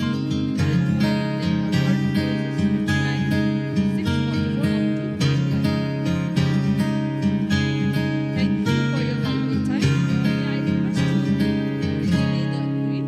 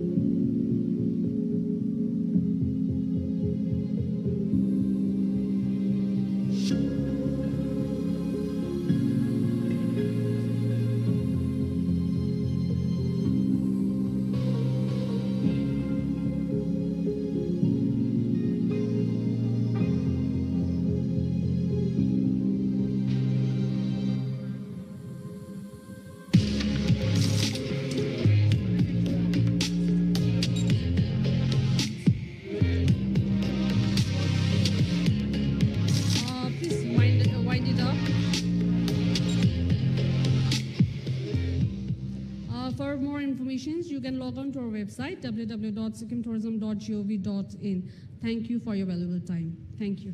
Thank you so much. Thank you. Sorry. Thank you so much, Ms. Bhutia. We're now moving to the last state, Tripura, and I'd like to request the Director of Tourism, Mr. Prashant Badal Negi, to please come up very quickly. Ladies and gentlemen, 10 minutes left before we move on to the next panel. We're running late for lunch, so I request the states to please adhere to the time. There. This is your clicker. This is forward. Press it in front and move it. Yeah? This one. This one. Yeah.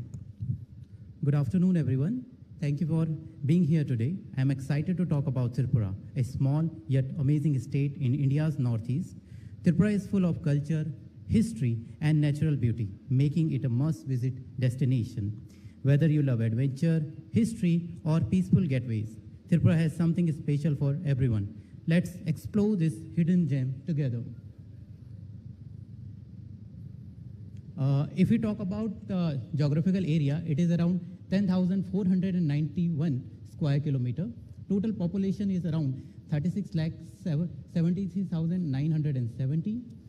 Literacy rate is 96%, which is among highest in the country.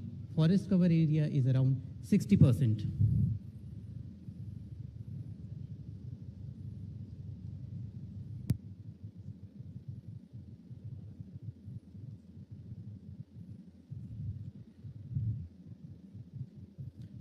Tripura is the third smallest state in India, covering just 0.32% of the country's area. The state share around 856 kilometer international boundary with Bangladesh. Historically, Tripura was a princely state ruled by the Manakya dynasty, and this royal heritage is visible in its grand palaces, beautiful temples, and vibrant culture. It is also home to the 19 ethnic tribes and communities, including the Tirupuri, Rayang, and Bengali. This makes Tripura a land of diverse culture and traditions.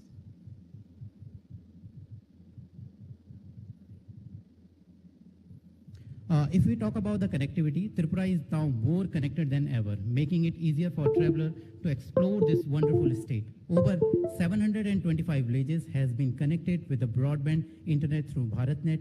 6 national highways span more than 900 kilometers of well-connected roads. The Agartala-Akura railway connects Tripura with Bangladesh, and the state operates 20 trains. Agartala airport has 30 plus flights daily, and international flight to Chittagong will soon begin.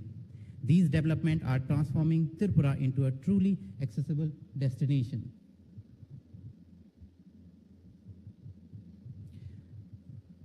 Now, Tripura is blessed with incredible natural beauty. Over 60% of the state is covered with a lush green forest.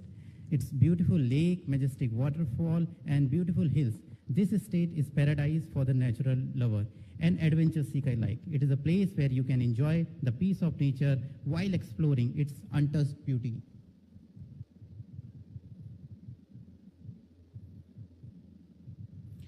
Also, here you can see there are a vibrant festival like Diwali festival, Garya Puja, Ashtami festival, and Neer Mahal festival. These are some of the few which you can explore in the Tripura.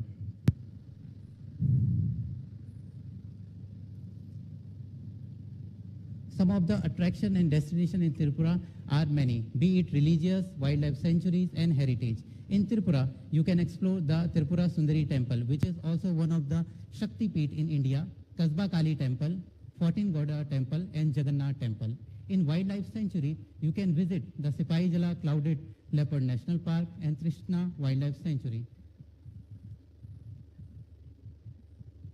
You can see there are many attraction and destination. For example, Ujjanta Palace. It is the Tripura's iconic royal palace. Chabimura, also known as the Amazon Forest of India. Tripura Sundari Temple. It is a sacred Hindu shrine. Unakoti, ancient Shaivite rock-cut sculpture. Neer Mahal. It is the India's largest lake palace, and also the Bhubaneswari Temple. If we talk about the accommodation, Tripura offers various kind of accommodation, from budget-friendly to the luxury hotel. In each and every subdivision and district, you can find the better accommodation there.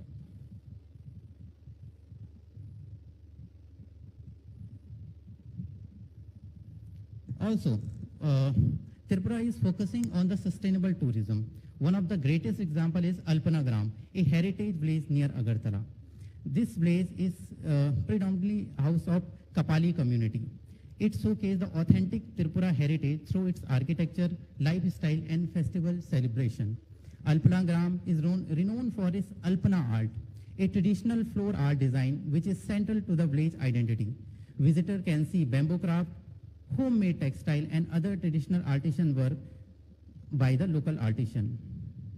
Also, tourists can interact with the local population, experience their daily lives, traditional practice, and cultural expression.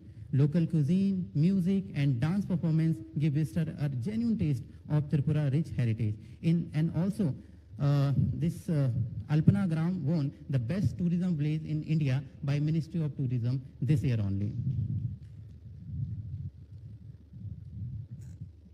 Also, we have one of the unique product which is known as the Dumbu Lake. Dumbu Lake located, it's around 115 kilometers for Agartala, and it will take hardly 4 hours to reach there from airport. It is situated in the Amarpur subdivision. Here, this is the small island, more than small 48 island, and spanning over 41 square kilometers. This lake is a biodiversity hotspot, especially in the winter, where it attracts hundreds of migratory birds. It is also the home to the Nariyal Kunj Island, also known as the Coconut Island, where you can experience 23 eco-friendly lockers for stay. Also, here you can enjoy the water sports like kayak, jet ski, water jorbing, etc. And also every year there is a Mela called Tirthmukh Festival. You can experience there on 14th of January.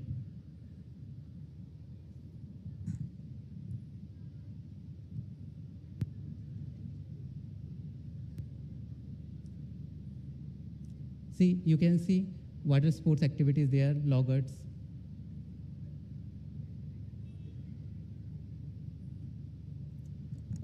Also, the best practices in Tripura, which we share with the other state also. The first one is a weekend tourist hub. Every Sunday, the front gate of Ujjanta Palace become a lively cultural hub. These are colorful performances showcasing tribal dance, live music, and traditional craft on display. It is a wonderful way to spend your evening and experience the vibrant culture of Tripura so close. The second one is leisure light and sound show at Ujjanta Place. This evening show is a visual and auditory treat that highlight Tripura's royal history. Imagine sitting under the night sky, watching the story of Tripura come to the through colorful light and sound show. And the last one is a royal history show. Another light and sound show has been created under Swadesh Darshan scheme. This show focuses on the royal legacy of Tripura, giving visitors a chance to learn about the fascinating past in a more engaging way. Now I request to play the AV.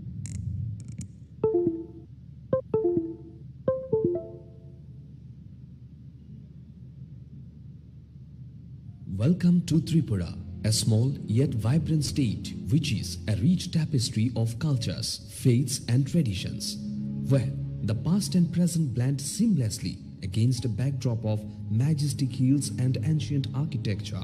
In the heart of Agartala, the capital stands Ujjanta Palace, a symbol of Tripura's regal history. This palace now serves as the state museum, housing relics of Tripura's rich past. Enjoy the rich delicacies of tribal and Bengali foods here and visit Alpanagram in Agartala, which is a vibrant village showcasing traditional Bengali Alpana art, blending cultural heritage with community-driven creativity.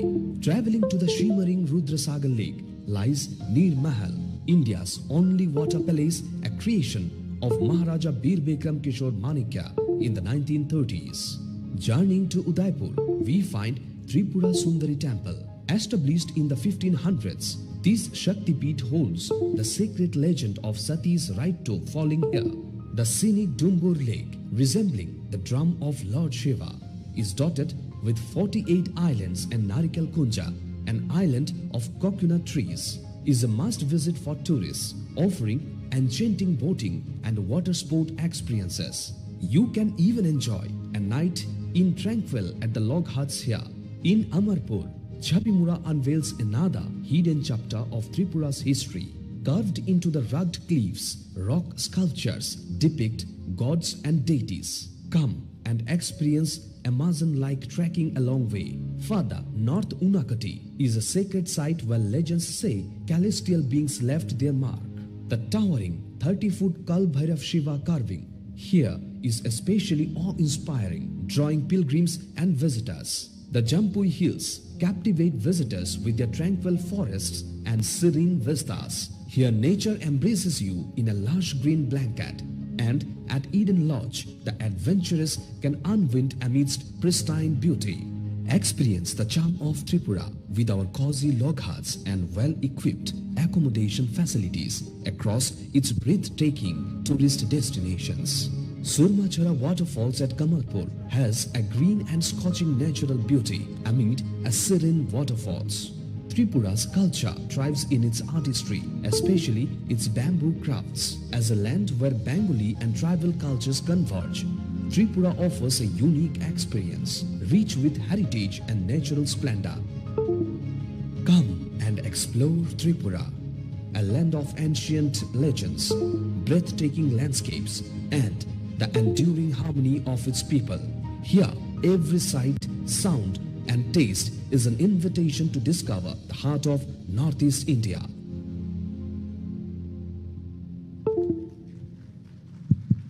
Thank you. Thank you everyone for listening, and please do visit Tripura. Thank you once again.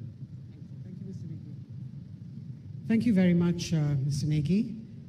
Well, ladies and gentlemen, it's time now for our first panel discussion. And as we quickly make the arrangements on the dais, I'd like to request our panelists and our moderator to please join me up on stage. Our first panel discussion explores the concept of tourism by and for the local community, be it employment, innovation, digitalization, youth entrepreneurship, vocal for local, women empowerment. I must mention that this type of tourism model, often called community-based tourism, is when local residents actively participate in planning, managing, and benefiting from tourism activities within their area, providing visitors with authentic cultural experiences while ensuring the economic and social well-being of the community itself. Essentially, locals are not just hosts, but also key players in the tourism industry, and it goes without saying that it is beneficial for both the visitor and the community involved in many ways. Our speaker lineup is formidable, and I'd like to invite them up on stage. Mr. Arpan Kalita, travel documentary and landscape photographer based in Guwahati. Please come up, Mr. Kalita. To him, the camera is an integral part of his life. Traveling is his food and mountains his first love.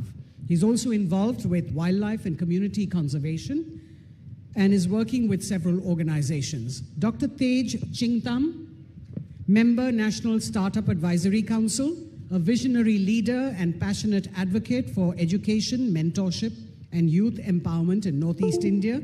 As the founding CEO of the AIC Smrti Foundation, he played a pivotal role in establishing the region's first Atal Incubation Center, which has rapidly emerged as a leading hub for innovation and entrepreneurship.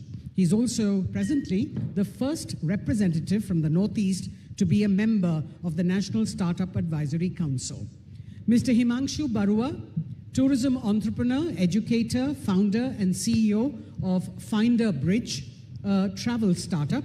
He trained as an engineer but found his calling in tourism, starting with a bootstrapped company set up in 2017 with the motive of developing and promoting Northeast India tourism industry. Today, Himanshu has turned it into $1 million destination management organization.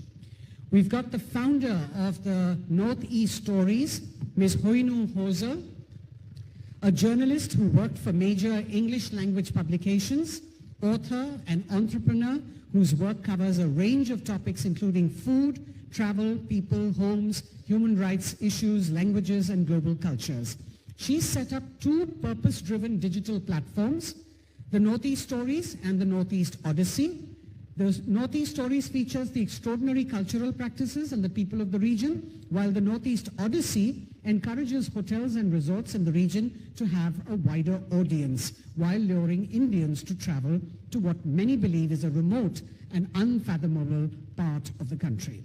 To steer the discussion, we have with us the Director General, Ministry of Tourism, Ms. Mugdha Sinha, who brings over 2 decades of extensive experience in governance, policy making and international trade negotiations to her role.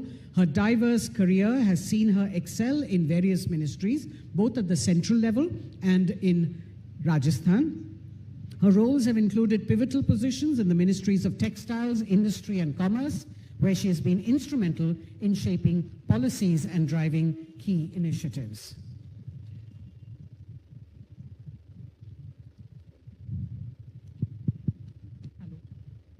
So we have half an hour for you, ma'am. I think the mics are all on. Mics are all on. A very good afternoon to everyone. Thank you. Can you hear us? Can we just say ITM 2024? Yes, I just wanted to check that you are awake. I know we have a slightly delayed program and the lunch is awaited. So thank you, Rini, for taking us through this session. And let me also very warmly welcome all our panelists today. Rini has done a fab job of introducing each one of you. And I also very warmly welcome everybody who stayed back despite the lunch calling everyone.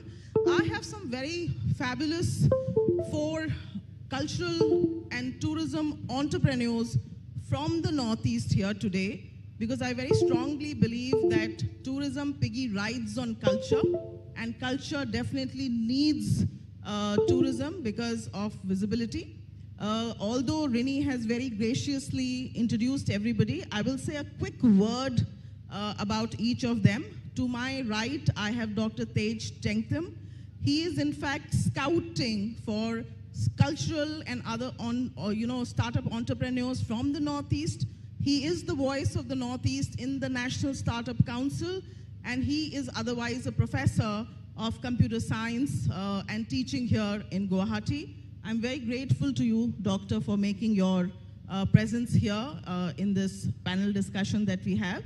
And I think it will also be a good idea because we have a lot of influencers who are using the digital and the startup platform for doing conversations or for linking India to the international world. So your presence here is very graciously noted. Then, of course, I have the young photographer, and I'm always very envious of the young photographers who make photography their business, because I think they are the only ones who have the privilege as part of their careers and jobs and vocations to be able to visit all places that we as tourists would like to go. So Arpan, you are a landscape photographer, and no better than this place, the Northeast, which has such beautiful topography and geographies, and of course the right weather for a photographer like you to bloom and blossom and to bring out, because I also believe that the visual makes the Northeast visible, and of course, based on the skills you're making Northeast viral for us, so the 3 V's of visual, visibility, and virality go with Arpan Kalita. Then on my left, I have 2 sets of very brilliant homegrown journalists and entrepreneurs who are doing a lot of good work for the Northeast, sitting in different places that they are. And I have Henlu Hozel. She's a journalist and she's an author and she's a gastronomist, if I can say, because she's trained. She's also a scholar. If I'm not mistaken, I must read that out for you. She is a Reuters Indian Fellow, and she's brought a claim to the Northeast by writing stories in her digital magazine, which is dedicated to the Northeast, and she's currently based in Gurgaon. So she's the ambassador of the Northeast in Gurgaon in the NCR region. Thank you very much for being with us here today. And of course, then I have Higmanshu Barua, who's a well-awarded young entrepreneur, and I don't know whether Dr. Tej and Dr. Barua know each other, but he's also the CEO of this young DMO called the Finder Bridge.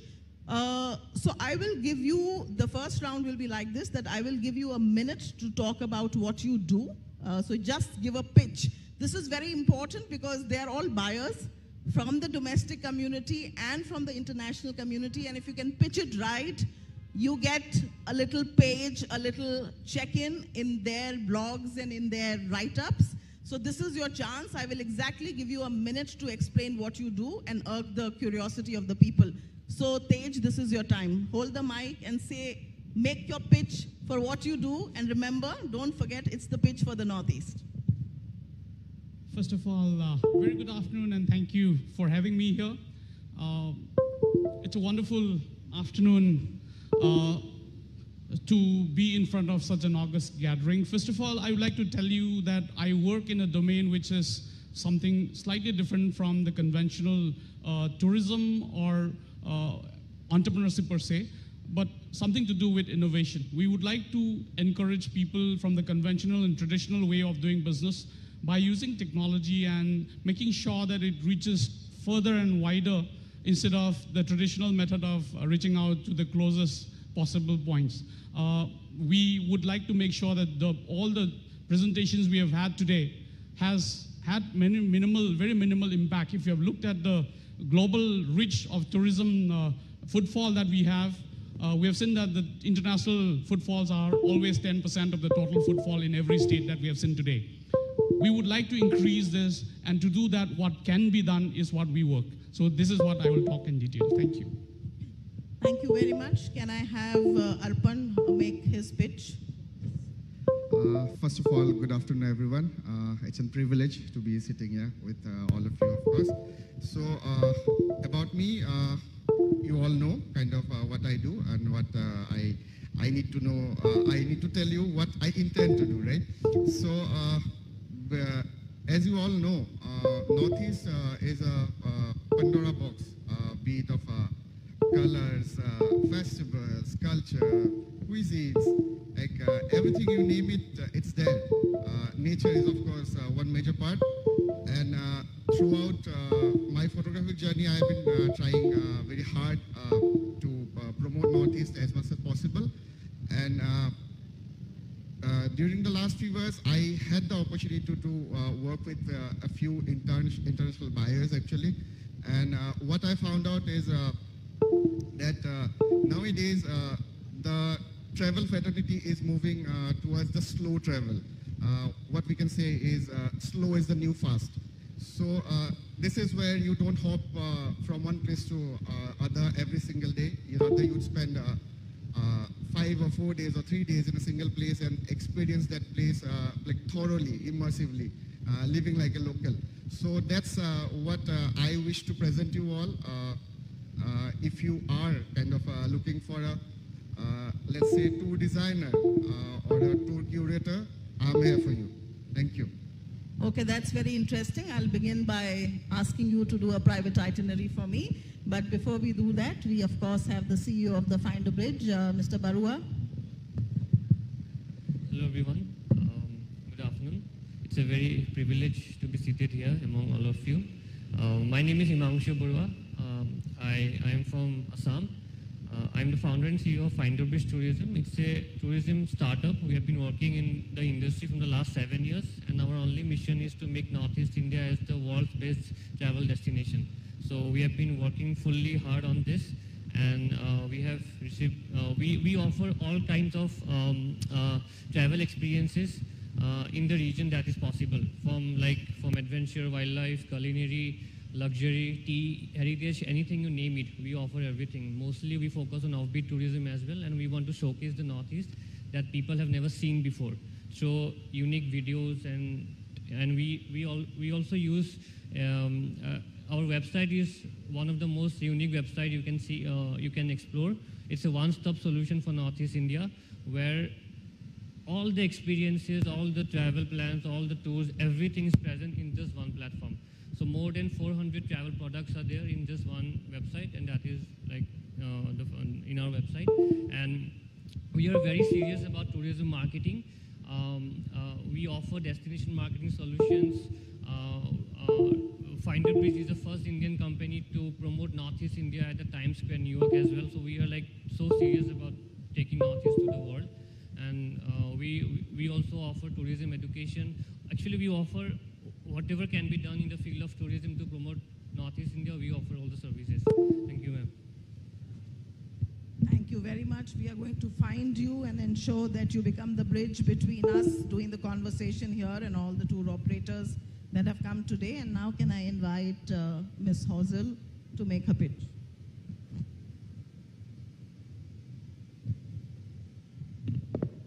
Thank you so much, ma'am. Good evening.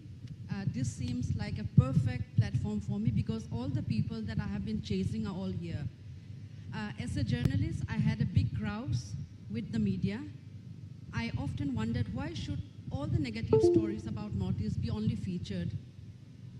And also, why shouldn't we have information on all the beautiful hotels that we have? So therefore, to sum up a very long story, I started the Northeast Stories, which is a platform where we could start narrating and documenting stories about people from the Northeast. Otherwise, how can a person there, I just met Mr. Silo, he is an interesting winemaker from Mizoram. His story would never really feature. Therefore, I wanted to create a platform where we started featuring stories of individuals, stories of strength, stories of people who are doing entrepreneurship, and also the entrepreneur story in the Northeast is not something that is born because we have excess bandwidth. Our stories emerge out of necessity, and who's going to tell those stories? We don't have space in the media. Therefore, Northeast Story is really giving a space for that. Right now, I am in the process of curating and doing a podcast on the cultural keepers of the Northeast because, as you know, in the Northeast, we have an oral tradition where a lot of what we practice, that intangible cultural practice, gets diluted with every year, with every generation. So somebody needs to do that. So I've taken on that role, and I'm starting to do that. And the Northeast Odyssey is born out of a realization that Northeast is touted as the next destination. But do we have enough information, very basic information, like how many hotels does the state have? What are the amenities? So this is really a platform where I am documenting state-wise the hotels along with the amenities, hoping that people, with a click of button, it's easy for them. And we also have the habit of just sort of living in silos. Hotels are just happy being there. But I think it is time that they realize they have much more than just domestic tourists, and to look at, not volume, to look at very consciously inviting people who are also mindful about the culture. So these are the two initiatives, and thank you so much for this. Thank you very much, everyone. Now, because we are in the pre-lunch session, it only makes sense that I begin with Ms. Hazel asking her a question, because she's also a gastronomist, she's also a journalist, she's an author who's written a book called The Essential Northeast Cookbook. I'm sure after this, most of us who are interested in gastronomy tourism will also look her book up. It's been published by Penguin. And of course, she also mentioned that she's working on the Northeast Digital magazine, which showcases various stories around gastronomy from the Northeast region. So my question to you, Hazel, is that the ministry is also focused on gastronomy as an essential element of promoting tourism, not just in the Northeast, but also everywhere else. We also have foreign countries where you have Michelin star rating restaurants, which have huge amount of, booking time. What can India do to promote gastronomy in an institutionalized manner? Because you are a person who looks and writes cookbook, has also undergone training. What are your 3 key recommendations for the Northeast in particular when it comes to gastronomy? How can we make the gastronomy more visible? And how can we attract tourists on the strength of the diversity of the gastronomy that you have? And also, when I talk of gastronomy, I'm also including the beverages which are homegrown, which are very good, but are not much known outside. Can you throw some light on this, please? Thank you so much for that very important question. First of all, we must understand that food is really beyond sustenance, more so in the context of Northeast. Food at its core is a journey. It is about our identity. It is about our cultural heritage. It is about our roots, and it's also something that links us to a generation that have gone ahead, that were in the past, and that will help us to perpetuate with the coming generation. So food is extremely important in the context of Northeast, and it is also a very important tourism product. All across the 8 states, if we divide them into different, if we take different, let's say, in districts, every district has something to boast. So I think the way to go about is to understand how important they are. They are just not the aroma, texture, or the flavor. You know, every dish has a story. So I think the best way is first to document them and understand that we need to create a circuit and then structure it in a circuit in a manner that is easy for tourists to access. For instance, if we look at Assam, if we just trace a journey, we all landed in Dibrugarh. We had a beautiful meal that was curated there. After that, we went to Jorhat, we had tea. So even if we just link this circuit and find out what is the highlights of every locality, every tribe, every community, we all have something that is a USP of our own tradition. So I think it's important to give them a place of pride, to sort of document and structure it in a little easier and accessible manner that it's not random. So I think there, I would say documentation is important to structure them a bit, to give them a place of pride, and really understand that it is a very important tourism product. I think a lot of thought will go in doing all that. I'll be happy to assist you if you really think that we should be working on that. Thank you. Thank you very much for pointing out the very, very essential requirement of documenting your gastronomical delights, because once you are able to document not just the product but also the ingredients that go into it, I'm sure you will be able to titillate people to come to the Northeast or to any part of the country for gastronomical tourism. Arpan, I know you are not a product photographer or a food photographer, but I'm sure it's giving you ideas, what Hazel has said about visual documentation of cuisine. But my question to you is a little different, because we talk of incredible India, and when we talk of the word incredible, seeing is often believing, and that is what you do from behind the lens. Tell us, what does the lens of your lens from behind which you capture various itineraries shows you about the Northeast, and also share one of your own favorite landscape itineraries from the Northeast and why? Okay, so of course, what we believe, like not only me, like as photographers, many of us would agree and say the same thing, that whatever we capture or bring back home through our cameras or lenses is probably just 1 or 2% of what we actually could see in actual. So actually that's how incredible nature is. We cannot capture everything, though we have a machine in our hands. So that's one thing. Apart from that, if we talk about Northeast as a whole, two destinations are my very favorite. One is, of course, Juko Valley of Nagaland. There are two significances. I went there when probably it was not much into the tourism map, and then I got a National Geographic publication for that. So that's very special. And then West Arunachal, Tawang is another favorite landscape location of mine. That's where I also experienced my first ever snowfall. So kind of very personal, though it's very favorite as well. Also one allied question to you, because you're a photographer, the gastronomist here, the journalist here is actually documenting, writing a book and showcasing. You are doing photography. What are your recommendations? How can the tourism boards of the various states, the tourism board of Government of India, Incredible India, how can we utilize services of photographers and also work closely with the tour operators in identifying new itineraries? What are your recommendations? How can the two of us work together, the photographers of India and of the world, in telling the world that these are the new itineraries that are coming up, and how can we round a development across the the landscapes or across the destinations that you choose to photograph? How can we make the visual into a virtual or into a physical itinerary for people? So yes, one of the current projects that I have been doing is documenting some of the tribes. So that's a very personal project, of course. I have been doing that, and hopefully in future, some destinations are not ready. Like there are no accommodations.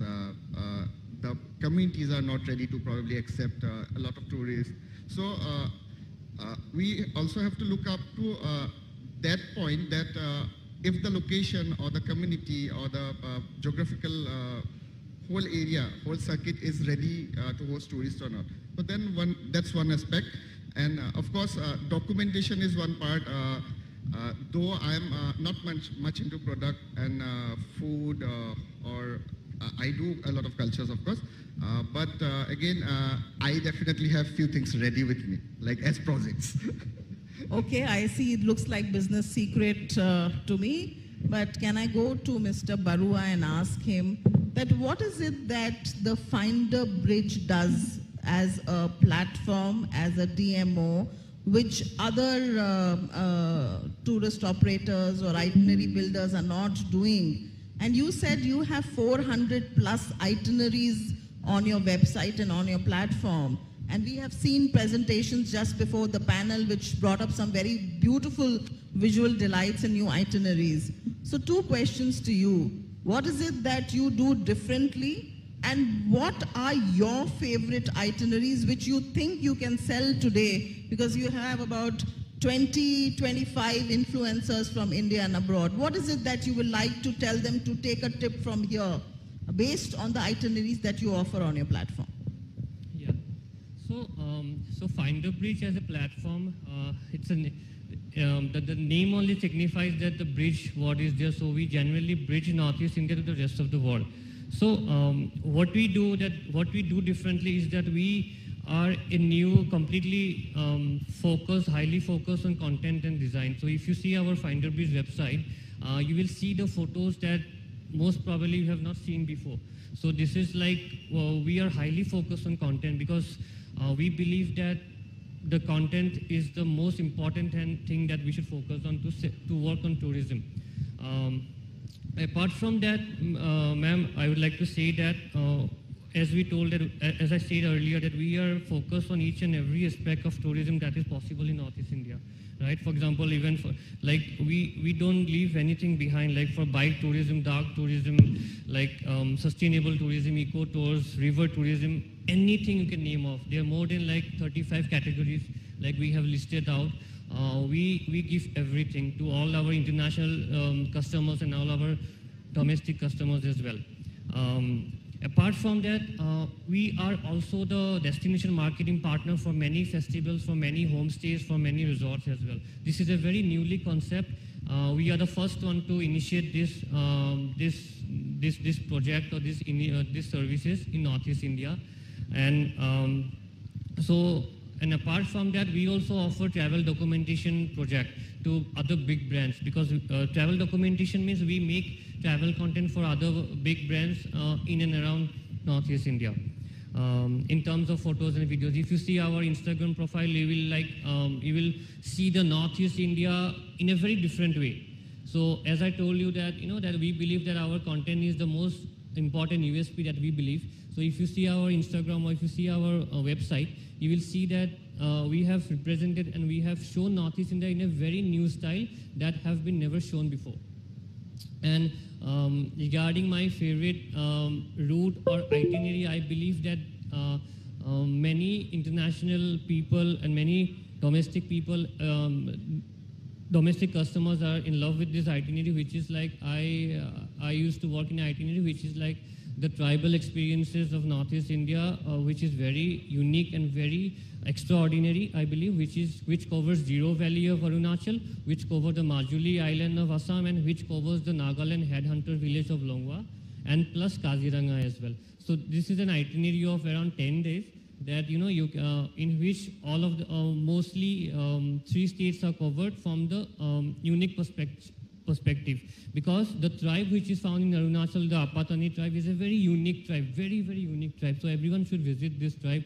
And the headhunters tribe in Nagaland, which are known to be very unique in the world, and they are the last living headhunters. Same with the last living Apatani tribe. So they are around the age of 100, and after a few years they will be gone. So definitely, so photographers from all around the world comes to photograph them. So this is a very important, and I believe it's a very essential itinerary everyone should visit once in a lifetime at least. Yeah. No, thank you, Higmanshu. I wish we could all jump off from the panel and then take the trip to Nagaland, visiting all the tribal people that you've mentioned. And thank you also for bringing this very important question to the forefront, that tourism is not just about places. It is inherently about people, and everything else is incidental, because it's people who do, and especially in the Northeast, when you talk of the Northeast, everything is pretty much so sustainable, so responsible, so local community and tribal community led, that it's very heartening to see people at the forefront of tourism here. My question to you, Dr. Tej, now is that we are increasingly talking of the intersection of technology and tourism, and we believe our Honorable Prime Minister has given the clarion call of how do you build brand India. You can build brand India using the 5 T's of talent, tradition, trade, technology, and tourism. Because you are a technology guy, I have to ask you, we have a plethora of niche technologies, new and emerging technologies. How can we use technology in tourism? And if you can give us some examples from your startup ecosystem of how they are using tourism, I think it will be beneficial to all of us who are in the business of doing tourism. Right. Thank you for this question. I have cut short my introduction. I wanted to highlight the fact that as of today, I am working with 184 startups from the Northeast. All the 8 states of Northeast, I have 184 of them working with me in various domains which directly or indirectly affects tourism and agriculture for that matter. And having been part of the draft committee of the vision document of Northeast region, the projection there says that there is a proposal for a $30 trillion for the Indian economy to go up to $30 trillion by 2047. And in the northeastern region's draft proposal, we have put a $3 trillion of revenue by 2047. And that is almost equivalent to the Japanese, somewhere between the Japanese and the UK's economy. That is what Northeast wants to be. That, having said that, I would also highlight the numbers that we are working with. Northeast comprises about a little more than 6 crore population, and about 45,000 villages in this region, and 80% of the people in this region lives in the Northeast. Interestingly, Assam has 50% of Northeast population. Well, with all these numbers set, the most interesting part is the major mainstay industry in the Northeast is agriculture and tourism. And if you want to improve the socio-economic conditions of this region, these are the 2 only major industries which can actually play a pivotal role in and also contributing to the Viksit Bharat that we so talked about. So to do that, the first and foremost thing that we need to look at is the involvement of the ecosystem. And as we talk about the ecosystem, India, as ma'am rightly said, is the 3rd largest startup ecosystem in the world, next to US and China for that matter. We are the 3rd largest with more than 150,000 startups across the country, and on an average of about 1 startup for every 10,000 people in India.